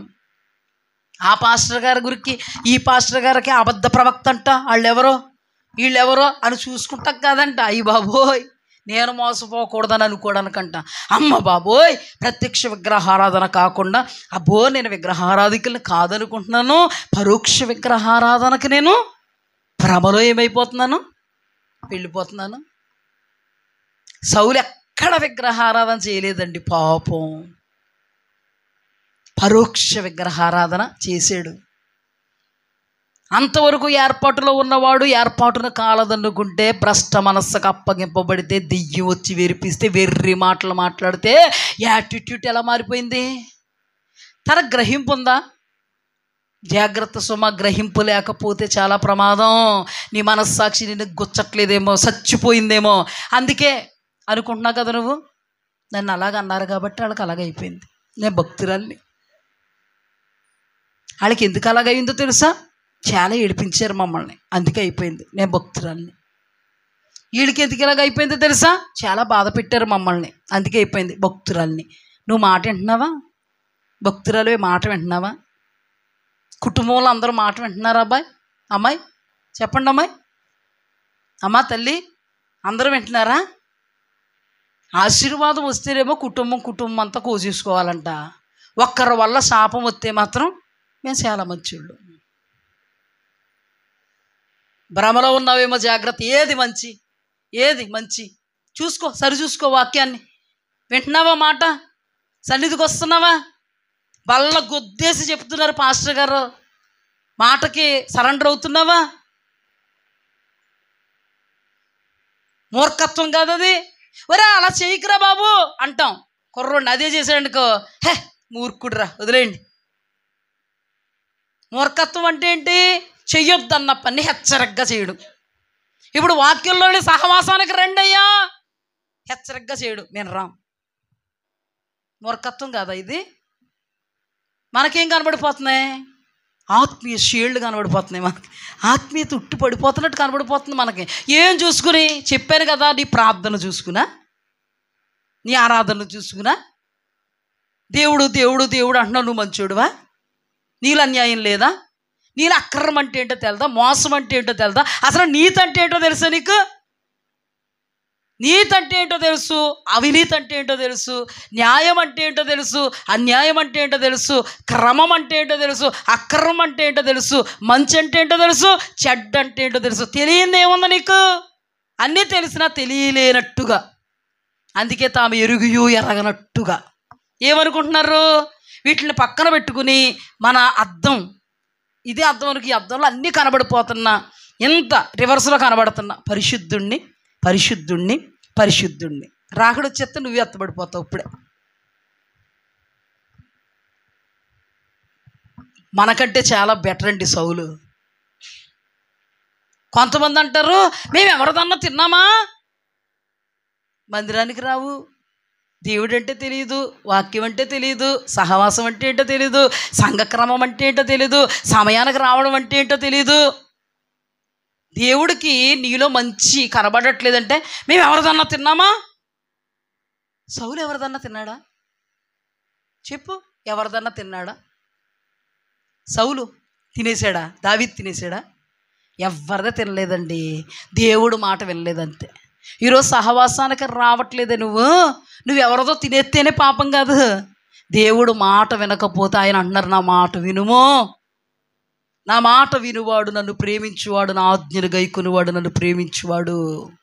పూర్ణ హృదయముతో, పూర్ణాత్మతో, పూర్ణ వివేకముతో, పూర్ణ మనస్సుతో నీ దేవుడైన యెహోవాను ప్రేమింపవలెనన్నది ప్రధానమైన ఆజ్ఞ. ఇది స్టార్టింగ్లో కూడా వచ్చింది కదా మనకి. ఈ మెసేజ్లో స్టార్టింగ్లో కూడా దేవుడు టచ్ చేశారు కదా. ఏంటో తెలుసా? ఓవర్ కాన్ఫిడెన్స్లో ఉండకు. నువ్వేదో చేస్తున్న దాన్ని బట్టి దేవుడికి నేను పరిశుద్ధుడిని అనుకోకో. ఇలాంటి వాళ్ళ జీవితాన్ని పక్కన పెట్టుకుని చూసుకో. సౌలు మనకంటే చాలా బెటరు. ఎందుకు? దెయ్యం పట్టి వెరిపించింది. నిన్ను కూడా దెయ్యం పట్టి వెరిపించిందా? అందుకే మునుపటి క్రియలు ఇప్పుడు లేవా? అసలు దేవుని వాక్యాన్ని బట్టి మునుపటి క్రియల కన్నా అధికమైనటువంటి సత్క్రియలు ఉండాలి. ఇప్పుడు ఏమయ్యా నీ క్రియలు? కనీసం ప్రార్థన చేయగలుగుతున్నావా? సిగ్గుపడుతున్నావా? మందిరాన్ని రాగలుగుతున్నావా? సిగ్గుపడుతున్నావా? దైవజనులు నొక్కి ఒక్కడిని చెప్తుంటే ఆదివారం క్రైస్తుడు అయిపోయావా? ఎంత ఉపదేశం ఉంటేనే మనకు వాక్యం వస్తూ ఉంటే, హృదయం గద్దిస్తూ ఉంటే, ఉపదేశము లేని వాని సంగతి ఏంటి? ఏం తెలుస్తాయి? అబద్ధ ప్రవక్తల గురించి ఏం తెలుస్తుంది? మోసగాళ్ళ గురించి ఏం తెలుస్తుంది? అవివేకుల గురించి ఏం తెలుస్తుంది? అందుల గురించి ఏం తెలుస్తుంది? ఎంత వాక్యం ఎప్పటి నుంచి ధ్యానం చేసుకుంటేనే ఒకవైపుగా రాలేదు ఇప్పుడు మనకి. ఇంకా ఎంత ఉంది? నీ బ్రతుకు సరిపోదో దేవుని వాక్యాన్ని ధ్యానం చేయడానికి, నీ జీవితం సరిపోదో. పరిశుద్ధ గ్రంథం చదివేస్తే కాదు, చదివేస్తే ఒక 4 రోజుల్లో ముగించేయచ్చు, అది కాదు. ఇది నీ బ్రతుకుని చదువుద్ది. ఏం చూసుకుని విర్రవీగుతున్నావు? ఏం చూసుకుని తీర్పు తీర్చేశాడు దేవుడు అంటున్నావు? నీ భక్తులు చూసుకుని కబుర్లు చెప్తున్నావు, సోది కబుర్లు. భక్తిని చూసుకున్నా సోదే కదండి అది, సోదిగాళ్ళు. ఇక్కడ ఏమని రాయబడ్డారు? సోది చెప్పేవాళ్ళు, జ్యోతిష్కులు, విద్వాంసులు, కల్దీయులు, మాంత్రికులు, వెర్రితనం, ఇదంతా మాయా. అంతా ఏంటి? నువ్వు మాయలోనున్నావా? జాగ్రత్త సుమా, నువ్వు మాయలో ఉన్నావా? నువ్వు చేసింది న్యాయమా అన్యాయమా నీకు తెలీదా? తెలుసు కదా మన జీవితంలో వాక్యం వస్తున్నప్పుడు. మరి ఏం చూసుకురండి మనకు చేసేయాలి దేవుడు? జాగ్రత్త సుమా, ప్రభువు ఎక్కిరింపబడడు, మోసపోకుడి. నిన్నటి దినం సుస్పష్టంగా దేవుడు మనతో మాట్లాడు, క్షుణ్ణంగా దేవుడు మనతో మాట్లాడాడు. నిన్న దినం చాలా అతీతంగా దేవుడు మాట్లాడాడు. నిన్నటి దినం మన స్థితి ఏంటో, మన గతి ఏంటో, మన పరిస్థితి ఏంటో, అట్ ప్రజెంట్ మన వైఖరి ఎలా ఉందో దేవుడు మాట్లాడాడు. ఏమండి, దేవుని యొద్ద నుండి పొందుకోవాలంటే దేవునిలాగా ఉండగలగాలండి. దేవునితో నడవాలంటే నడవగలిగేటువంటి పరిశుద్ధత అనబడే కెపాసిటీ మనకే ఉండాలండి. నీతో నేను నడవాలనే పాట పాడటం చాలా ఈజీ అండి. ఆయనతో నడవాలంటే, నిన్ను ఆయన చెయ్యి పట్టి నడిపించుకోవాలంటే ఆయనకు సరి సమానమైన శుద్ధత నీలో ఉండాలి. పాట చాలా ఈజీ, నువ్వు ఉంటే చాలు యేసయ్యా నీతో నేను నడవాలని, నీతో కలిసి ఉండాలని. పాట పాడుతున్నావు, చూస్తున్నాడు, వాక్యం చెప్తుంటే వింటున్నావు, చేయట్లేదు, అది చూస్తున్నాడు. పాట ఏమో ఇలా సింధునూరు, మన బాట ఏమో గంగావతి. పొంతన కుదురుద్దండి? కుదురుద్దా? మూర్ఖత్వం నగుపరచొద్దు. ఏది మంచో స్వీకరించు, అంగీకరించు, అవలంబించు, సాధన చేయి. ఏది చెడో పెంట మీద పారబోసే. అగ్ని వంటి దేవుని మాట నీలో ప్రభావం కలిగినటువంటి కార్యాలు జరిగిస్తుంది. కాల్చేసుకో, దేవునికి స్తుతి కలుగుగాక. గ్రహించుకో, నీ బ్రతుకు నువ్వు గ్రహించుకో. అబద్ధికులు చాలా ప్రమాదం, నిజమే. అబద్ధ బోధకులు చాలా ప్రమాదం, నిజమే. అబద్ధ ప్రవక్తలు చాలా ప్రమాదం, నిజమే. ఒక్కడ చెప్పనా, నీ భ్రమ చాలా ప్రమాదం. వాళ్ళకంటే వాళ్ళ సెకండరీ, నీ భ్రమ చాలా ప్రమాదం. అది నిన్నే మోసం చేస్తుంది. వాక్యం నీ దగ్గరికి వస్తున్నప్పుడు భ్రమను వీడు, మోసాన్ని ఛేదించు. దేవుని ఎదుట దేవుని వాక్యముతో అంటుకట్టబడి ప్రకాశమానముగా ప్రకాశించడం నేర్చుకో. నీ ప్రతి అడుగు వెలుగుమయమవుద్ది. హల్లెలూయా. అందుకే వాక్యం ప్రకటించు తోడనే వెలుగు కలుగుద్ది. అప్పుడు నీ పాదాలకు వెలుగు ఎలాగుంటుంది? అటాచ్మెంట్గా ఉంటుంది. దేవునికి స్తుతి కలుగుగాక. చాలా ప్రమాదమే ఎంతవరకు ధ్యానం చేసుకున్న వాళ్ళు మనం. కానీ నీ భ్రమ అంతకంటే ప్రమాదం, నీ అవిధేయత అంతకంటే ప్రమాదం, నీ మూర్ఖత్వం అంతకంటే ప్రమాదం, మాటకు విధేయత చూపలేనటువంటి తత్వం దయ్యాలు పట్టి భ్రష్ట స్థితికి లాగేసి అంత ప్రమాదం. ఇప్పుడు చెప్పండి, అబద్ధ ప్రవక్తల ప్రమాదమా, నీకు నువ్వే ప్రమాదమా? ఫస్ట్ మనకే మనమే. అందుకేనండి అద్దము వంటి వాక్యాన్ని దేవుడు మన ముందు పెడుతున్నాడు. ఈ అద్దము నిన్ను చూపిస్తుంది. అబద్ధ ప్రవక్తల కంటే ముందేమన్నా చూపిస్తుంది? నిన్ను. మార్చుకుందాం, మన జీవితంలో మూర్ఖత్వాన్ని వెళుద్దాం. పదే పదే కుక్క తన వాంతికి తిరిగినట్టుగా, కడగబడిన పంది బురదలో పొర్లాడినట్లుగా మన బ్రతుకుంటే కుక్కలు దేవుని రాజ్యములో ప్రవేశించమని రాయబడింది ప్రకటన గ్రంథం చివరి అధ్యాయంలో. అంటే ఏంటి? తీర్మానం తీసుకోవడం, గాలికి వదిలేయడం, తీసుకోవడం, గాలికి వదిలేయడం. నేను ఇక ముందు ఈ మాటలు మాట్లాడను అనుకోవడం, మరలా మాట్లాడను. నేను ఇలా ప్రవర్తించను అని అనుకోవడం, మరలా ప్రవర్తించను. వాక్యం వింటున్నప్పుడు మన హృదయం ఎంత మండుద్దో, ఈ గుమ్మము దాటి బయటకు వెళ్ళినప్పుడు కూడా అదే మంటను గట్టిగా పట్టుకో, కలిగిందని గట్టిగా పట్టుకో. ఇప్పుడు వాక్యం ప్రకటింపబడుతుంటే వ్యక్తిగతంగా ప్రతి ఒక్కరికి 2 గంటల వాక్యం ప్రకటింపబడింది. వ్యక్తిగతంగా అది ఈ 2 గంటల వాక్యము విడదీసి ఇంతంత ఇవ్వలేదు దేవుడు మనకి. ఇక్కడున్న ప్రతి ఒక్కరికి కూడా 2 గంటల వాక్యం ఏమైపోయింది, స్వీకరించాం మనం. దీనిని మనం పట్టుకోవాలి, వదలకూడదు. సేవ్ అయిపోవాలన్నమాట, కంప్యూటర్లో సేవ్ అయినట్టు. వదిలితే ఎవరికి ప్రమాదం? ఎందుకంటే వాక్యమే మనల్ని ఏం చేస్తుంది? బ్రతికిస్తుంది.